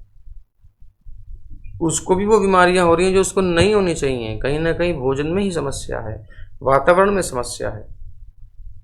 किसने बनाया इसको विषाक्त? क्या भगवान ने बना के भेजा था? किसने बनाया? हम ही लोगों ने बनाया। तो हम ही सुधारेंगे, और नहीं सुधारेंगे तो यही भोगते रहेंगे और दिन पर दिन पृथ्वी नरक बनती जाएगी। तो सेवा आदि करना, ब्राह्मणों को सदा संरक्षण प्रदान करना, गायों की सेवा करना, सदा सत्य बोलना, चोरी न करना, ये सब शूद्रों के लक्षण हैं। ये सबका आम अनुभव है कि श्रमिक, शूद्र मतलब श्रमिक वर्ग। अब आप इसको नहीं मिटा सकते। आप शूद्र शब्द से घृणा कर सकते हो, लेकिन श्रमिक तो नहीं। श्रमदान करने वाला बड़े सम्मान से आप बोलते हो, तो फिर बात तो वही है। नाम बदलने से क्या होता है? ये एक सबका आम अनुभव है कि श्रमिक या सेवक सामान्यतया चोरी करने के आदी होते हैं। किंतु आजकल पता ही है आपको, किंतु प्रथम श्रेणी का सेवक वो है जो चोरी नहीं करता। यहां ये संस्तुति की गई है कि प्रथम श्रेणी के शूद्र को सदैव स्वच्छ रहना चाहिए। इसमें भी श्रेणी है शूद्रों में भी। तो प्रथम श्रेणी का शूद्र वो है जो सदैव स्वच्छ रहे, चोरी नहीं करे, झूठ नहीं बोले और सदैव अपने स्वामी की सेवा करनी चाहिए। पन्ना धाय, है ना, ऐसे सुनते थे, पुरानी कथाएं पढ़ते थे कि भाई वो अपने राजा की ऐसी सेविका थी कि अपने पुत्र को उसने बलि दे दिया, अपने राजा के पुत्र की रक्षा कर ली। ऐसा स्वामी भक्ति। शूद्र यज्ञों तथा वैदिक अनुष्ठानों में अपने स्वामी के साथ उपस्थित रह सकता है, लेकिन उसे मंत्रोच्चारण नहीं करना चाहिए, क्योंकि यह केवल उच्च वर्ण वाले व्यक्ति ही कर सकते हैं प्रॉपरली। जब तक कोई पूर्णतः शुद्ध न हो, ब्राह्मण, क्षत्रिय एवं वैश्य के स्तर को प्राप्त नहीं हो चुका हो, अर्थात द्विज न हो, तब तक मंत्रोच्चार में सफल नहीं होता। आप कहोगे हम तो बोल सकते हैं, तो बोलना अलग बात है, उच्चारण अलग बात है। आपको पता है,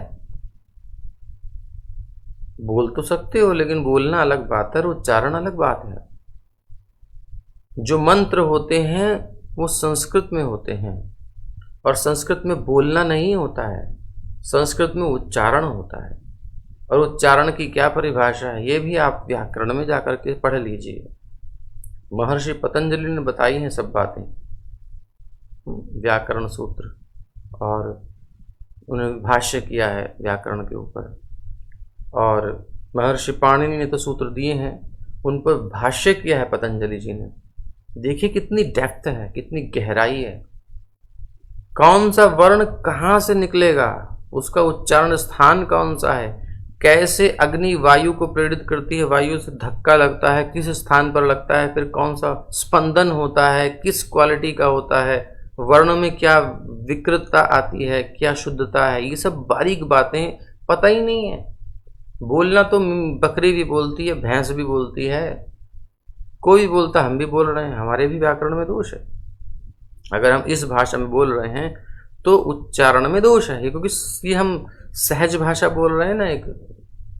एक संस्कृत भाषा है, संस्कृत मतलब शुद्ध है, जिसका हर वर्ण का उच्चारण करने का तरीका निश्चित है। और एक आम भाषा जिसमें हम बोल रहे हैं, इसमें तो दोष ही होते हैं संस्कृत के हिसाब से। ये लिपि वही है लेकिन शैली इसकी अलग है। बोल रहे हैं अभी बिल्कुल गलत है। अगर आप संस्कृत में जाएंगे तो होगा बोल रहे हैं, बोल रहे हैं। एक मात्रा द्विमात्रा किस वर्ण पर कितनी देर रुकना है, थोड़ी सी देर ज्यादा हो गई तो प्लुत में चला जाएगा, वो फिर वो रह ही नहीं गया, मंत्र ही बिगड़ गया। स्वर में भेद हो जाएगा तो गड़बड़ हो जाएगी। ये सब किसको पता है? बोले हम तो बोल सकते हैं मंत्र को, बोल लो, कुछ नहीं होगा उससे। तो भैया इसलिए ये सब बातें करने से पहले सोचना चाहिए कि हम क्यों नहीं कर सकते, क्यों नहीं कर सकते। देखो हमने कर लिया, तुम स्वाह स्वाह कर लो। बच्चे खेलते रहते हैं ना, बच्चे क्या करते हैं, अगर बड़ों को देखते हैं यज्ञ करते हुए तब करते हैं, आजकल तो नहीं करते, पहले करते थे। इकट्ठे हो जाते हैं, कोई ईंट पत्थर इकट्ठे कर लिए, बना ली वेदी, उसमें पत्ते इकट्ठे करे, स्वाहा, अपनी तोतली भाषा में स्वाहा, होता चला गया। हो गया नहीं हो गया? तो उससे क्या लाभ होगा? तो खेल है बच्चों को, ऐसी आप यज्ञ करते रहो, स्वाहा। अगर आपके अंदर योग्यता नहीं आई है, आप अभी अधिकारी नहीं हुए हो, तो फिर आप कुछ भी करते रहो, उससे कुछ नहीं हो। मनोरंजन हो जाएगा, लोक रंजन हो जाएगा, प्रतिष्ठा हो जाएगी, मीडिया खूब दिखाएगी, देखो ये वाजपेयी यज्ञ हुआ है और ये ऐसा हुआ है, वैसा हुआ है, बड़े विशाल स्तर पर हुआ था। लेकिन कौन इसमें कितना योग्य है, ये परिणाम तो आना चाहिए ना सामने। प्रभुपाद जी ने जो हरिनाम का प्रभाव करके विश्व में दिखा दिया, उन लोगों को दे दिया, वो चेंज कर दिया जिनके बारे में आदमी सोच नहीं सकता कि वो कुछ करेंगे। वो आज वो कर रहे हैं जो हम सोच नहीं सकते, अर्थात वो हमें प्रचार कर रहे हैं जिनकी संस्कृति में है। वो हमें संस्कृत में बोलने का प्रयास करते हुए दिखाई दे रहे हैं। वो हमें हिंदी में बोलते हुए दिखाई दे रहे हैं, बंगला में बोलते हुए दिखाई दे रहे हैं। उनको इन भाषाओं का ज्ञान हो रहा है और हम लोगों को अपनी भाषा का ज्ञान नहीं है। हम खिचड़ी हो गए हैं, हिंग्लिश हो गई हमारी, हिंदी और इंग्लिश, हिंद का हिंदी का हिंद, इंग्लिश का इश, हिंग्लिश, ऐसे मिक्स हो गए हैं हम। खच्चर होता है ना, खच्चर, न घोड़ा है न गधा है, खच्चर। हमारी स्थिति ऐसी हो गई है। तो भैया कहीं के नहीं रहेंगे, इसलिए कुछ तो समझें। नहीं समझते तो कम से कम अपनी संस्कृति को जानने का प्रयास करें कि कितनी श्रेष्ठ है, सम्मान तो देना सीखें।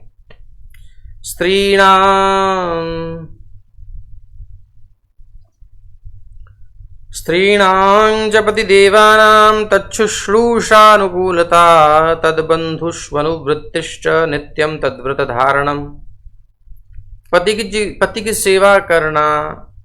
अब ये देखो स्त्रियों के लिए क्या धर्म है, पति की सेवा करना, अपने पति के अनुकूल रहना। अगर आपको अच्छा गृहस्थ जीवन चाहिए तो आजकल की मॉडर्न वाली जो सिविलाइजेशन वाली श्रीमती जी हैं, उनको थोड़ा बचना चाहिए, उनसे थोड़ी कृपा मांगनी चाहिए, नहीं तो वो आपको धो धो के रखेंगी।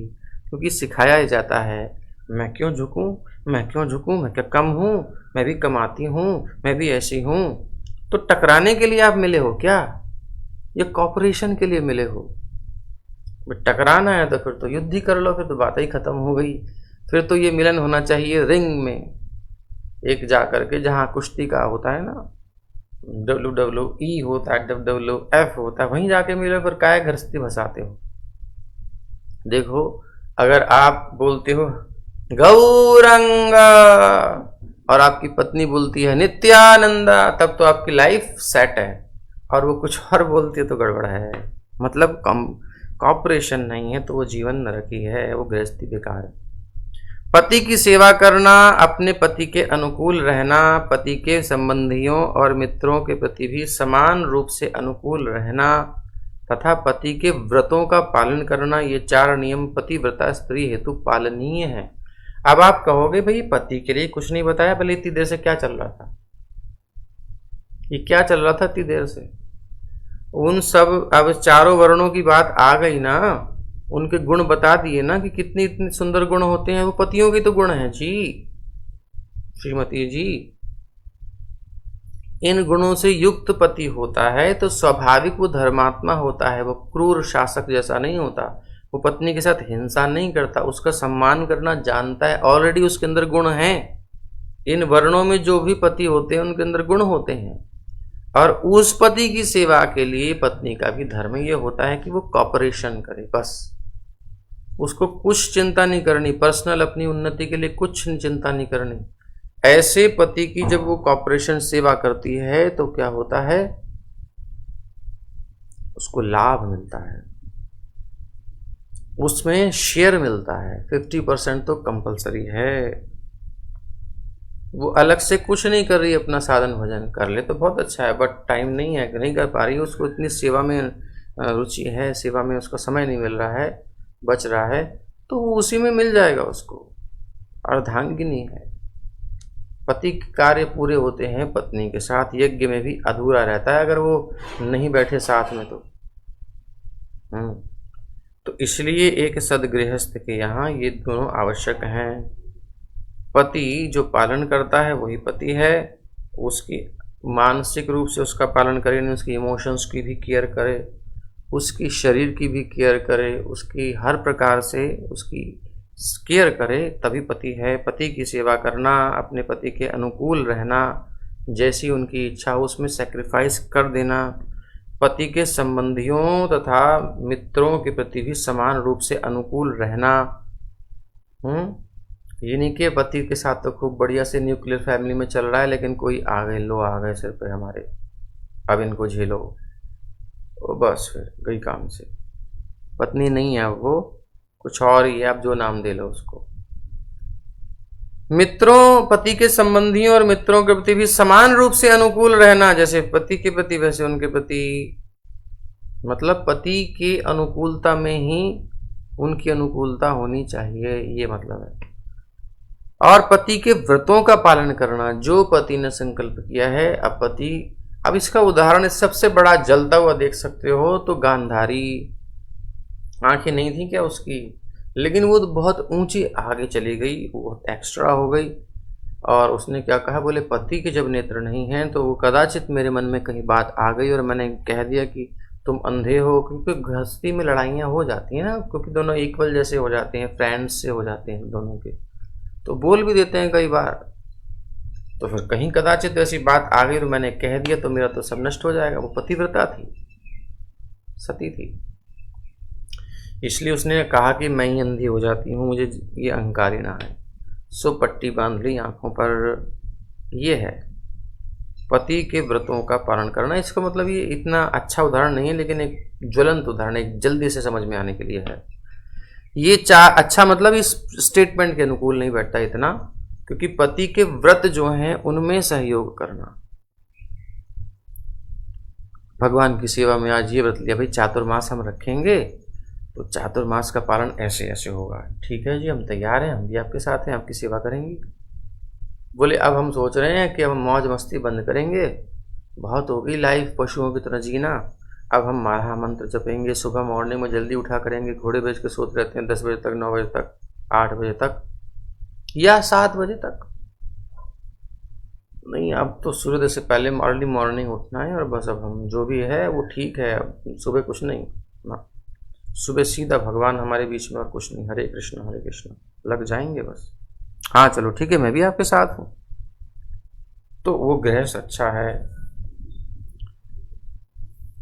तो ये 4 नियम पतिव्रता स्त्री के लिए पालनीय हैं, एक शांत गृहस्थ जीवन के लिए। कैसे? एक शांत गृहस्थ जीवन के लिए ये अत्यंत महत्वपूर्ण है कि स्त्री अपने पति के व्रत का पालन करे। पति के व्रत से किसी प्रकार का असामंजस्य पारिवारिक जीवन का उच्छेद कर देगा। पति तो कुछ चाह रहा है, पत्नी कुछ कह रही है, बोले तुम ये, बोले वो अपना वाक्य स्थापित करती है। जैसे धुंधली 100 वाक्य स्थापिका, बोले तुम चाहे जो कर लो, मैं तो यही करूंगी, हो गया।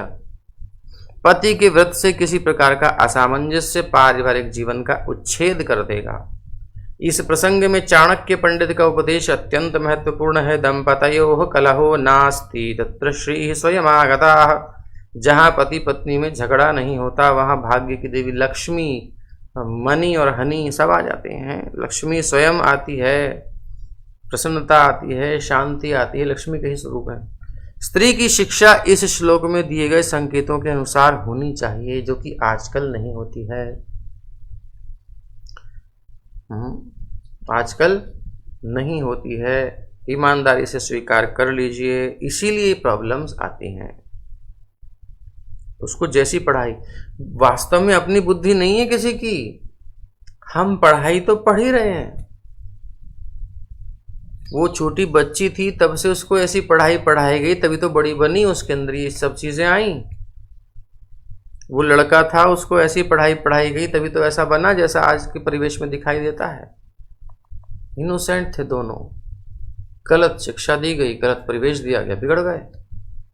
अब इनको अगर हम आगे आने वाली पीढ़ी को संभाल लें तो भी बच जाए, और इसके अनुसार शिक्षा दे के दी जाए, ना शांति आए। एक ओवरऑल देखेंगे कि देखिए कि संसार में तो कभी पूरी शांति होने की नहीं, कुछ ना कुछ तो पंगा लगा रहेगा, बट ओवरऑल अगर देखें तो आज के परिवेश से उस परिवेश में, उस स्ट्रक्चर में कितना सामंजस्य, कितनी शांति है।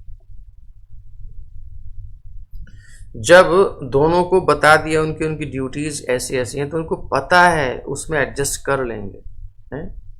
और नहीं तो आपने दोनों को फ्री कर दिया तो कौन सी शांति हो गई, किसकी बन रही है? बल्कि ज्यादा तलाक हो रहे हैं, ज्यादा सेपरेट हो रहे हैं दोनों, और रह भी रहे हैं साथ में तो 10-10 के 10-10 कनेक्शन है। यानी एक कंपाउंड सिस्टम कह लीजिए, नहीं कंपाउंड नहीं, बाइनरी सिस्टम कह लीजिए, जो आजकल कंपनीज में चलता है ना, जैसे एमवे वाली का 1 के 2 बनेंगे, 2 के 4 बनेंगे, ऐसे कनेक्शन बने हुए महाराज समाज में। आपको पता है आज की पद्धति से जो हम मिलते हैं, बोले यहां से इतना ही मिल रहा है, बाकी कहां से लूं, थोड़ा साइड में कनेक्शन दे दिया, और उसका कनेक्शन किसी और के साथ, फिर किसी और के साथ भी है। ऐसे ही सब सिस्टम बड़ा बढ़िया बना हुआ है, और कहीं कहीं पोल खुलती है। आज की संस्कृति, जो आज की जो मॉडर्न सभ्यता है, उसके अनुसार जो चल रहा है ये सब। तो दंपतयो कलयो कलह होती रहती है, टेंशन रहती है। हम रहते थे पहले बहुत, तो वहाँ ऊपर एक मकान था, किराए पे आए थे वो किसी के, उनकी खिड़की एक्चुअली हमारी तरफ खुली हुई थी। हमारे प्लॉट में हमने शुरू में कर दिया, नो प्रॉब्लम खोल लो, अब तो खाली था। अब ये किराएदार आए, दिन रात महाराज, हर सुबह दोपहर शाम ऐसी ऐसी गालियां, ऐसी ऐसी लड़ाई, उठा पटक ये। मैंने कहा यार ये कर क्या रहे हैं ये रह क्यों रहे हैं साथ में? क्या है, जब इंद्रियों को तृप्ति मिलती है तब शांत होते हैं।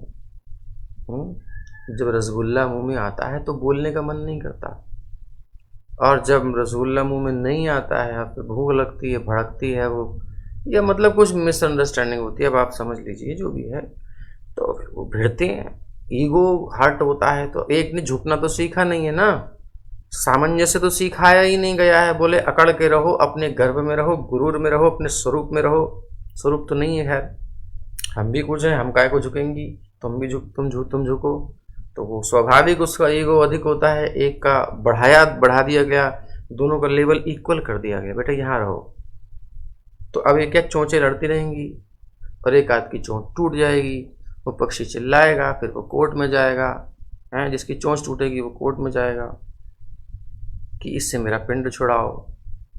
फिर आदमी कहता है कि ये रिलेशनशिप गलत है, एक्चुअली ये सब होना ही नहीं चाहिए, ऐसे जब तक मन करे तब तक रहो, जब नहीं बैठता अलग रहो। फिर ये वहाँ तक जाता है, फिर धीरे धीरे ये पशु सभ्यता हो जाती है, जैसे कि होती जा रही है ना। फिर जैसे कि प्रभुपाद जी गए थे विदेश में, तो यही तो कह रहे थे, प्रभुपाद विवाह की क्या जरूरत है, जब हम मिलना होता है मिल लेते हैं, नो प्रॉब्लम। तो ये पार्श्विक सभ्यता तक पहुंचने की तैयारी है और कुछ नहीं है। जितने हम रूल्स को ब्रेक करेंगे, इन आध्यात्मिक नियमों को, जो कि आध्यात्मिक उन्नति के लिए बनाए गए हैं, ये नियम कानून बने क्यों हैं? हमें भगवत प्राप्ति के लिए, परमानंद की प्राप्ति के लिए, जो आप इतने समय से सुनते आ रहे हो उसके लिए। वो हमारे पास कॉन्सेप्ट है नहीं। हमने एक सेटिस्फैक्शन की कॉन्सेप्ट को ले लिया है, एक सम्मान की कॉन्सेप्ट को ले लिया है, बस उसी को मेंटेन करने के लिए लगे हैं। तो वर्णाश्रम की समस्या पैदा होंगी, हो रही हैं। गृहस्थी कभी शांति से नहीं रह सकता, ये है। तो पतिव्रता स्त्री की शिक्षा इस श्लोक में दिए गए संकेतों के अनुसार होनी चाहिए। श्रीमद् भगवत गीता। तो पतिव्रता स्त्री हेतु मूल सिद्धांत यही है कि यदि वह सदा पति के अनुकूल रहे तब ठीक है। श्रीमद् भगवत गीता 1:40 में कहा गया है, स्त्रीषु दुष्टासु वार्ष्णेय जायते वर्ण संकरः। यदि स्त्रियां दूषित हो जाती हैं तो वर्ण संकर संतानें होती हैं, क्योंकि सृष्टि का भार किसके ऊपर है? पुरुष के ऊपर है क्या? क्या करता है? सारा भार, सारी जिम्मेदारी, सारी रिस्पॉन्सिबिलिटी मां के ऊपर, स्त्री के ऊपर है।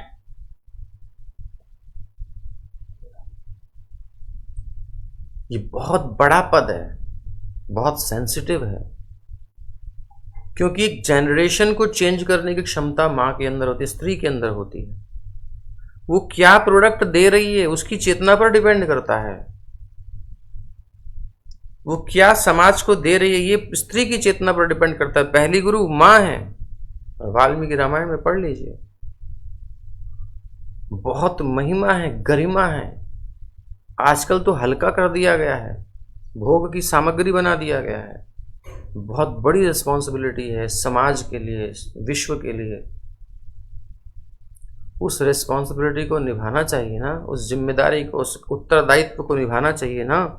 उसी के लिए व्यवस्था है, क्योंकि आप अकेले नहीं हो। आप किसी को दे रहे हो, समाज को कोई चेतना आप दे रहे हो, तो जो आप सोच रहे हो, जो आपकी सोच है, जो आपका स्वभाव है, व्यवहार है, वो आपके इन बिल्ड जो अंदर बन रहा है, एक नया सृष्टि, एक नई सृष्टि बन रही है आपके अंदर, उसको सजाने का आपको अवसर मिला है। आप उसको अच्छी बना सकते हो, उसे बिगाड़ सकते हो। तो ये गर्भ से ही शुरू हो जाता है। गर्भ से पहले माँ अपनी कन्या को शिक्षा देती है, ये सब सद्गुण देती है, तो वो युवावस्था तक मेंटेन रखती है। देन फिर वो पति का आश्रय लेकर के और फिर वो सृष्टि कार्य में लगती है, और उसको अच्छी संतान जब समाज को देती है, तो इससे बड़ा गिफ्ट कोई नहीं है। स्त्री जो संतान को, समाज को अच्छी संतान देती है, समाज के लिए इससे बड़ा वरदान कोई नहीं है। लेकिन अगर आप उसकी ब्यूटी पर जाओगे, उसकी चलन ढलन पर जाओगे, उसकी ये और वो, ये सब चीजें, तो शूद्र भी नहीं है, तो शूद्र भी तो शूद्र है, तुम नीच हो चुके हो बिल्कुल। कहाँ ले जा रहे हो? प्रोडक्ट बना दिया तुमने। हम कहाँ लेके चल रहे हैं? कितनी चिंता कर रहे हैं? अर्जुन चिंता कर रहे हैं, जायते वर्ण संकर, अच्छी संतानें नहीं होंगी, समाज उत्पात होगा समाज में। इतनी रिस्पॉन्सिबिलिटी है, इतनी गंभीर बात है, इसलिए केयर चाहिए, प्रोटेक्शन चाहिए। इसीलिए कुछ नियम बनाए गए हैं कि आप अननेसेसरी कहीं मत जाओ, वो लोगों से ना मिलो, क्योंकि सूक्ष्म नियम भी काम करते हैं। दृष्टि पड़ गई गर्भवती के ऊपर किसी असुर की, किसी कुमानसिकता वाले की, तो उस गर्भ में संस्कार खराब हो गए। ये भी हिस्ट्री में रिसर्च की गई है। तो क्यों? इसलिए घर में, इसीलिए एक सिक्योरिटी में, इसीलिए एक वातावरण में रहना है। एम्ब्रियोलॉजी में क्या है आजकल आप करते हो ना, टेम्परेचर मेंटेन करते हो, सिस्टम, एक एनवायरनमेंट मेंटेन करते हो, उसको भ्रूण को भोजन देते हो, कितना सिस्टम रखना पड़ता है। नहीं निकाल के कर दो ना बाहर उस भ्रूण को, जो स्पर्म लिया है उसमें से बाहर छोड़ दो, हो जाएगा पैदा? नहीं, नष्ट हो जाएगा। प्रॉपर टेम्परेचर मेंटेन करता है फ्रिज में, जो भी उसका होता है सिस्टम।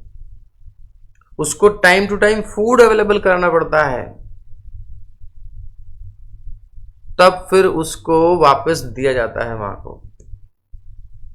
तो इसी प्रकार से ये एक सिस्टम बहुत सुंदर बनाया था हमारे ऋषि मुनियों ने। वर्णाश्रम पद्धति ये है कि हेल्दी शरीर से ही नहीं, माइंड से भी। तभी तो गर्भ में ही इस मंत्रों को सुन करके समझ रहे थे।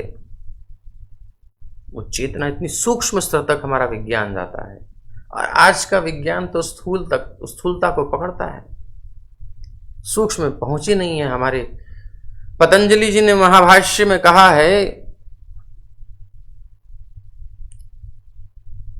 शब्द जो है ना, इसकी उत्पत्ति अंतःकरण में होती है। इसके 4 विभेद हैं। एक जो आप सुन रहे हो, ये वैखरी है। फिर ये मध्यमा होता है, कंठ से जो नीचे की स्थिति है, वहां जब ये शब्द होता है तो ये मध्यमा की इसकी संज्ञा होती है। फिर और नीचे जाता है तो वो होती है पश्यंती। उस स्थिति में होने के बाद बड़े चमत्कार होते हैं। फिर होता है परावाणी, वो तो फिर मुक्त हो गया जीव। पश्यंती में ही भगवत साक्षात्कार होने लगता है। ये सब विज्ञान है। संस्कृत कोई गमारों की भाषा नहीं है। जैसे कि आप जिनको, हम तो गमारों की भी इज्जत करते हैं, आप बोलते हैं ना गमार, जिस हिसाब से आज के लोग बोले छिछी पोटी, काव की पोटी, गाय के गोबर को काऊ की पोटी ये बना दिया जिन लोगों ने, उनकी बात कर रहे हैं। थोड़ा समझिए कि कितनी महत्वपूर्ण स्थिति हमारी थी, उसको नष्ट किया जा रहा है, कर दिया गया है बहुत सारा, और उसको स्थापना में भी, उसको बचाने में भी हम कोई सहयोग नहीं कर रहे। कितना बड़ा विज्ञान है। तो इसलिए अभिमन्यु आदि, अष्टावक्र आदि बचपन से ही, गर्भ से ही सीख के पैदा हो रहे हैं। और आजकल ठुमके लगाने वाले पैदा हो रहे हैं, एक्सपर्ट हो रहे हैं। इस चीज़ में एक्सपर्ट हो रहे हैं, वो जो मानसिक चेतना बच्चे की पेट में होने पर माँ की होती है, वैसी चीज़ें बाहर आती हैं। तो भैया इतना जिम्मेदारी का काम है, इतना जिम्मेदारी का काम है, इसलिए इतनी सिक्योरिटी, हाईली सिक्योरिटी, प्रोटेक्शन चाहिए उसको। अब ये चेतना तो है नहीं ना जो आजकल की फिल्म जो भी हैं अभिनेत्रियां या फिर कोई आगे मुखर होके बोलने वाले, वो खुद उस वक्तव्य को कल हम देख रहे थे, एक कोई थी और वो बिल्कुल बोल्डली बोल रही थी, कोई अभिनेत्री थी कि कौन थी, मुंह बिचका बिचका करके नौटंकी करते करते, और वो खुद एक प्रोडक्ट बन चुकी है। ये बोलते बोलते लोग उसको देख के हंस रहे हैं, वो कर रहे हैं, सब कुछ कर रहे हैं, उसको ये समझ में नहीं आ रहा कि मैं ऑलरेडी प्रोडक्ट बन चुकी हूं। वो बता रही है, वो फिल्म हिट होती है, ऐसा होता है, तब आप जय करते हो, वैसे आप बड़ी धर्मात्मा चाहिए, आपको ये चाहिए, सब ये है वो है। खैर ये सब चीज़ें बहुत बारीक हैं, इसमें हम न जा रहे अभी। और हमको ये समझना है कि इसमें जाने का मतलब भी हम भी डेविएट हो जाएंगे, चर्चा ही नहीं करनी चाहिए। ये तो बिगड़ चुके ही हैं, ये तो खत्म हो चुकी है, तो नहीं बचने वाले हैं, बिगाड़ेंगे। अब हम क्या करें, हम आने वाली जनरेशन को जो ये संदेश सुन रहे हैं थोड़ा गंभीर बने, एक एनवायरनमेंट, एक वातावरण बनाएं, और कम से कम आने वाली पीढ़ी को हम शांत, सहज और बुद्धिमान, और केवल एक पर्याप्त है, अगर अच्छे से आ जाए कोई ऐसी संतान नियमों के पालन करने के बाद, वो एक पर्याप्त है, दुनिया की दिशा बदल सकती है, दुनिया की दिशा बदल सकती है। क्योंकि ये वजन है ना इसमें, एक हीरा एक ट्रक भर करके कांच को मात कर सकता है। हाँ, इसलिए निश्चिंत रहिए, अगर अभी भी इतना बल है, अगर हम कर लें, बहुत बल है, लेकिन करना कठिन है, क्योंकि हमारी ही मानसिकता दूषित हो गई है, उसको हम छोड़ना नहीं चाहते। तो यदि स्त्रियां दूषित हो जाती हैं तो वर्ण संकर संतानें होती हैं। आधुनिक शब्दावली में वर्ण संकर तो हिप्पी हैं जो विधि विधानों को मानते ही नहीं हैं, जो आजकल बोल रहे हैं, सब बोल्डली बोलने वाले हैं, यही है वर्ण संकर। दूसरी व्याख्या यह है कि जब प्रजा वर्ण संकर होती है तो कोई ये नहीं जान पाता कि कौन किस स्तर पर है, कंफ्यूज होते हैं, ट्राई करते रहते हैं कि यहां सेटलमेंट हो जाए, यहां सेटलमेंट हो जाए। शूद्र बुद्धि काम नहीं कर रही ना, इंटेलिजेंट है ही नहीं, इसलिए बिजनेस ट्राई करते हैं, जॉब ट्राई करते हैं अपना, और रिलेशनशिप में भी ट्राई करते हैं। हर जगह कंफ्यूज आदमी है, क्या ये करेगा लाइफ में बताओ, इसको पता ही नहीं कि मुझे करना क्या है। और कुछ लोग करते कुछ है, करते करते कहीं पहुंच जाते हैं। बोले मैं गया था बिजनेस करने, बन गया हीरो, बन गया था हीरो बनने, बन गया बिजनेसमैन। सुनते रहते हैं ना, उनको पहले से कुछ कंफर्म ही नहीं है। और हमारे ऋषि मुनि पहले से जानते थे, शुरू में ही सब बता देते थे कि ये आगे क्या बनने वाला है, इसके क्या लक्षण है, उसको उसी जगह उसको ले जाते थे। अब आप खोज खोज करके, आज की बड़ी उन्नति करने वाली स्थिति ये है, आदमी 10 जगह मुंह मार रहा है, तब जाकर कहीं से समझ में आ रहा है। कहीं को तो जीवन में भी समझ में नहीं आता, ढोते हैं जिंदगी को, आनंद से जीवन में नहीं जी पाते। क्या फायदा आपकी उन्नति का, भौतिक आधुनिक सभ्यता का। तो दूसरी व्याख्या यह है कि जब प्रजा वर्ण संकर होती है तो कोई ये नहीं जान पाता कि कौन किस स्तर पर है।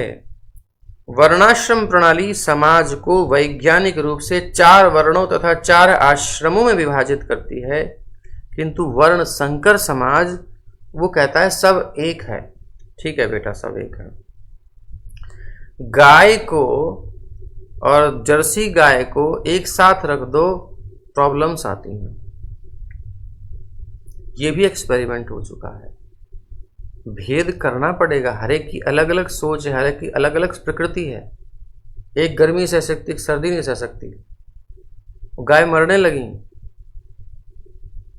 तब विद्वान से पूछा और अलग अलग किया गया, तब उनकी ग्रोथ हुई। ये जो सरकार की जो व्यवस्था है उसकी बात हो रही है। हमारी व्यवस्था बिल्कुल भेदभाव जो है वैज्ञानिक है, ऐसे अंधाधुंध वाला नहीं है। और आपका जो मिलन है ना, ये अंधाधुंध है, कोई नॉलेज नहीं है, बस कर दो मिलन। वर्णाश्रम प्रणाली समाज को वैज्ञानिक रूप से 4 वर्णों और 4 आश्रमों में विभाजित करती है, किंतु वर्ण संकर समाज में ऐसा विभेद नहीं दिखता और कोई ये नहीं जान सकता कि कौन क्या है, कोई नहीं जानता। ऐसे समाज में ब्राह्मण, क्षत्रिय, वैश्य तथा शूद्र में अंतर कर पाना कठिन हो जाता है। इस ब्राह्मण, क्षत्रिय, वैश्य, शूद्र छोड़ो, ये लड़की है कि लड़का यही ना पता चलता आजकल। तो ऐसी मानसिकताएं मिक्स हो गई हैं कि वो कभी तो अपना जेंडर फीमेल करता, कभी मेल करता, कभी फीमेल करता है। कंफ्यूज आदमी है। इंस्टाग्राम पर आपको मिल जाएंगे कई लड़के, बोले अभी लड़का बन करके कभी लड़की बन करके, पूरा डेकोरेशन का पता ही नहीं चलता है लड़की क्या लड़का है। मतलब तुम मिक्स हो गए हो, कंफ्यूज हो, थोड़ा समझो। हो सकता है इंस्टाग्राम पर बहुत सारे फॉलोअर्स हो जाए या किसी भी आपकी ऐप पर, बट आप कंफ्यूज हैं, आप स्वस्थ नहीं हैं, आप अस्वस्थ हैं। एक रुग्ण समाज में एक रुग्ण व्यक्ति हैं, और ऐसे रुग्ण समाज में कभी शांति नहीं हो सकती।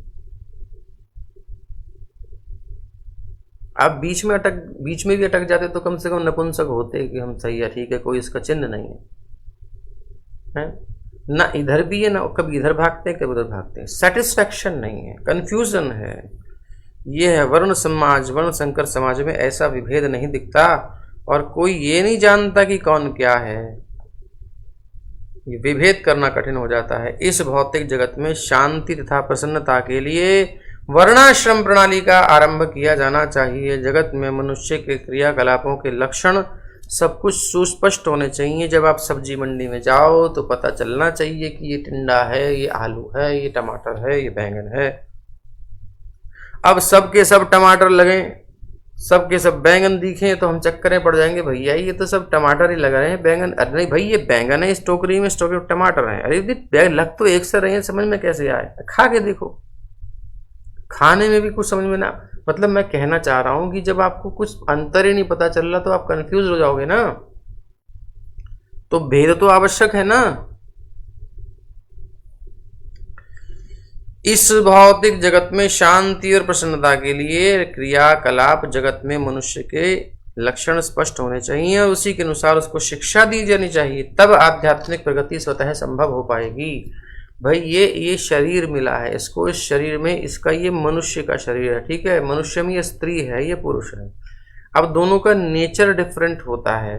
अब पुरुष के अंदर भी क्या क्या भावना है, उसमें भी क्या उतार चढ़ाव हैं, क्या क्या उसकी स्थितियां हैं, वो समझ करके उसको उसके अनुसार डायरेक्शन देना, भेद करते हुए। और स्त्री के अंदर भी कैटेगरीज होती हैं, उसकी स्थितियों को उसके समझ के उसको प्रशिक्षण देना, वो एक अच्छी व्यवस्था है। अब आए सबको एक ही चूल्हे में झोंक दिया, बोले एक ही सिस्टम में डाल दिया, एक ही सांचे में ढोल दिया, ये कौन सा तरीका है? कुछ फ्रस्ट्रेट होंगे, कुछ खुश होंगे, कोई कहेंगे सिस्टम बहुत बढ़िया क्योंकि उनके अनुकूल पड़ गया, कुछ के अनुकूल नहीं पड़ा, वो कहेंगे बकवास है, मेरे साथ तो हिंसा हो गई। एक ही सिस्टम जो बना है, जो अवैज्ञानिक है, जो विभेद नहीं करता, सबको एक ही में झोंक देता है, एवरीवन इज इक्वल, तो उसमें किसी के साथ तो शोषण हो जाता है, उसी में किसी को बहुत बेनिफिट हो जाता है। तो जो बेनिफिट वाले करते हैं बहुत बढ़िया, जिसका शोषण होता है बहुत निंदा। हमारे यहाँ तो ऐसा था ही नहीं। हम तो पहले से ही डिफ्रेंशिएट कर देते थे कि विभाग कर देते थे कि ये इस स्तर का है, ये इस स्तर का है, ये इसकी ये सोच है, इसको यहाँ पे ले जाएंगे तो ये अच्छे से ग्रो करेगा। और वो अपने गर्व के साथ जीता था, अपने आप को पूरा उसने जी लिया, अपने आप को पूर्ण विकसित कर लिया उसने। जो बन सकता था, जो बनना चाहता था, पिछले संस्कारों से बन गया। अब उसे कोई कुंठा नहीं है।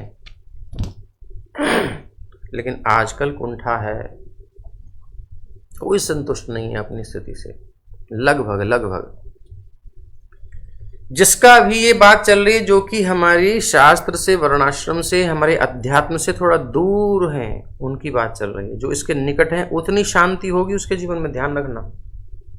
अगर किसी के पास ये चीजें हैं, उतना व्यवस्था भी ठीक से नहीं है, फिर भी शांत है, तो कहीं ना कहीं अध्यात्म से जुड़ा है। कुछ न कुछ आत्मा की जानकारी, कुछ न कुछ उसको स्पिरिचुअल प्रोसेस का टच मिला है, तभी शांति आई है। इसको हटा दीजिए, कर लीजिए शांति अपने सिस्टम में, आप नहीं हो सकती। सम्मार्जनोपलेपाभ्यां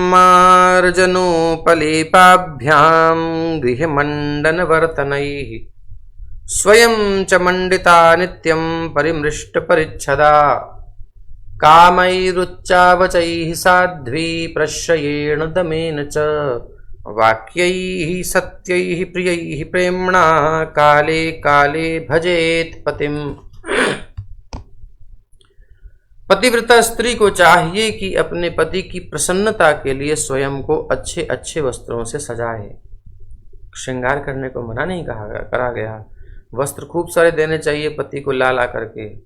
अब वस्त्र होने चाहिए शरीर ढकने वाले। पता चला दूसरे वाले तो गड़बड़ है, तो फिर वो वेश्या बना रहा है अपनी पत्नी को।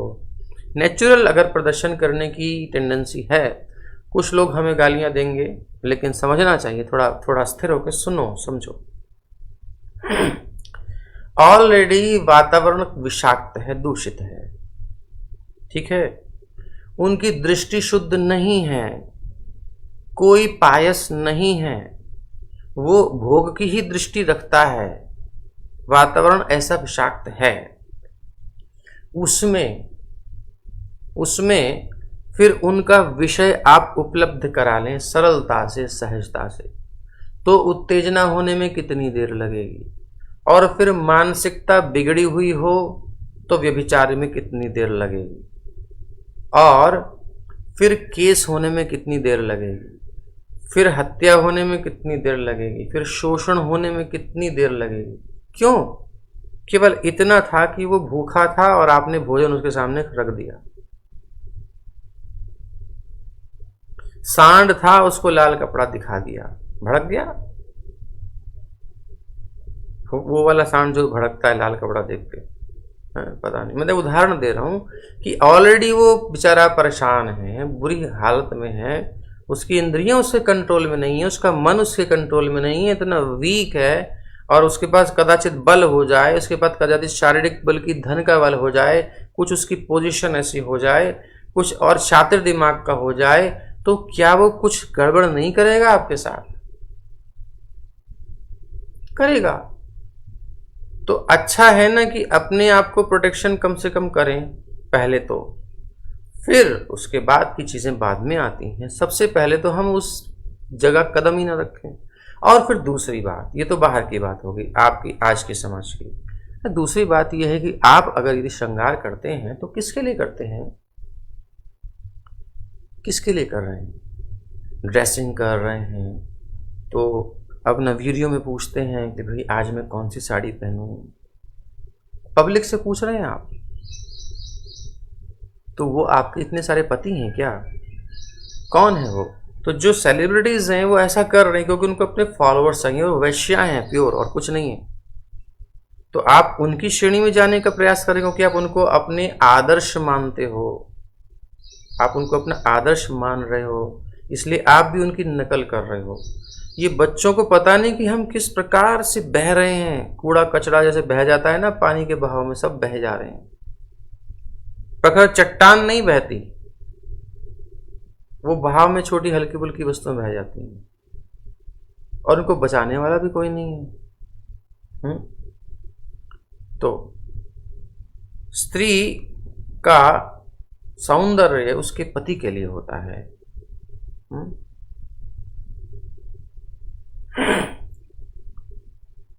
अपना जो भी कुछ है वो किसी एक जगह ठीक रहता है।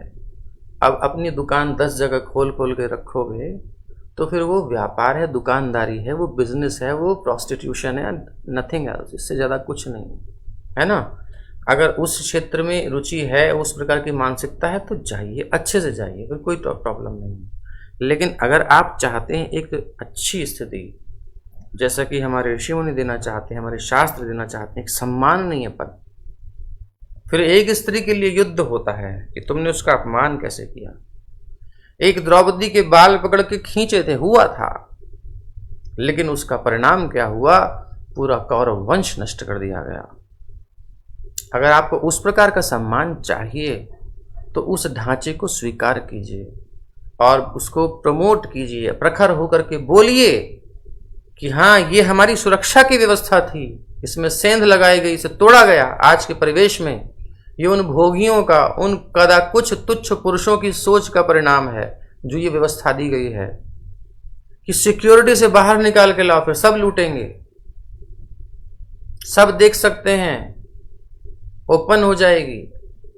ये उनकी सोच के कारण हमारी सोच बदली गई है। हाँ, अभी समय ऐसा है कि सब तरफ ऐसा वातावरण, लेकिन हम कम से कम कुछ तो कर सकते हैं ना, एक छोटे लेवल पर कम से कम स्वयं को तो बचा सकते हैं, फिर अच्छे से श्रृंगार करके।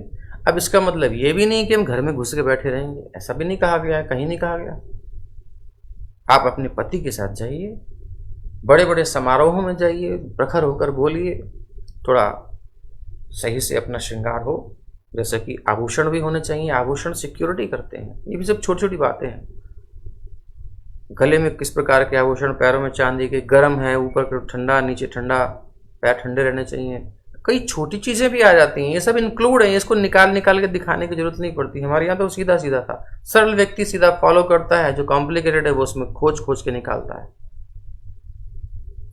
तो अगर आपका पति साथ में, आपकी फैमिली साथ में, आप कुछ भी करिए, उनका सपोर्ट लेकर के, वो भी सच्ची मानसिकता वाले होने चाहिए। तो एक आवरण रहता है तो आप सुरक्षित रहते हैं। अब आप कहते हैं, कुछ लोग सोचते हैं कि भाई हम तो स्वतंत्र रहना चाहते हैं, हम अकेले ही बलशाली बनेंगे तो बॉडी बिल्डिंग करेंगे, या डोले शोले बनाती हैं, ऐसी कुछ माताएं हैं जो अपना एनवायरनमेंट चेंज करके उस परिवेश में जा रहे हैं। तो फिर आप अपने स्त्रीत्व से संतुष्ट नहीं हैं, आपकी बीमारी है, आपकी मानसिकता बीमार है। आपको अपने उस नेचुरल, सहज, कोमल स्वभाव से संतोष नहीं है। आपको कट्टर बनना है, आपको स्ट्रांग बनना है, आपको पुरुषत्व चाहिए। तो आप अपने स्त्रीत्व को नष्ट कर दिए, अब आप जो बनिए, आप स्त्री नहीं बचेंगे। केवल एक स्ट्रक्चर दिखाई दे रहा है, अंदर से तो खत्म ही हो गई है।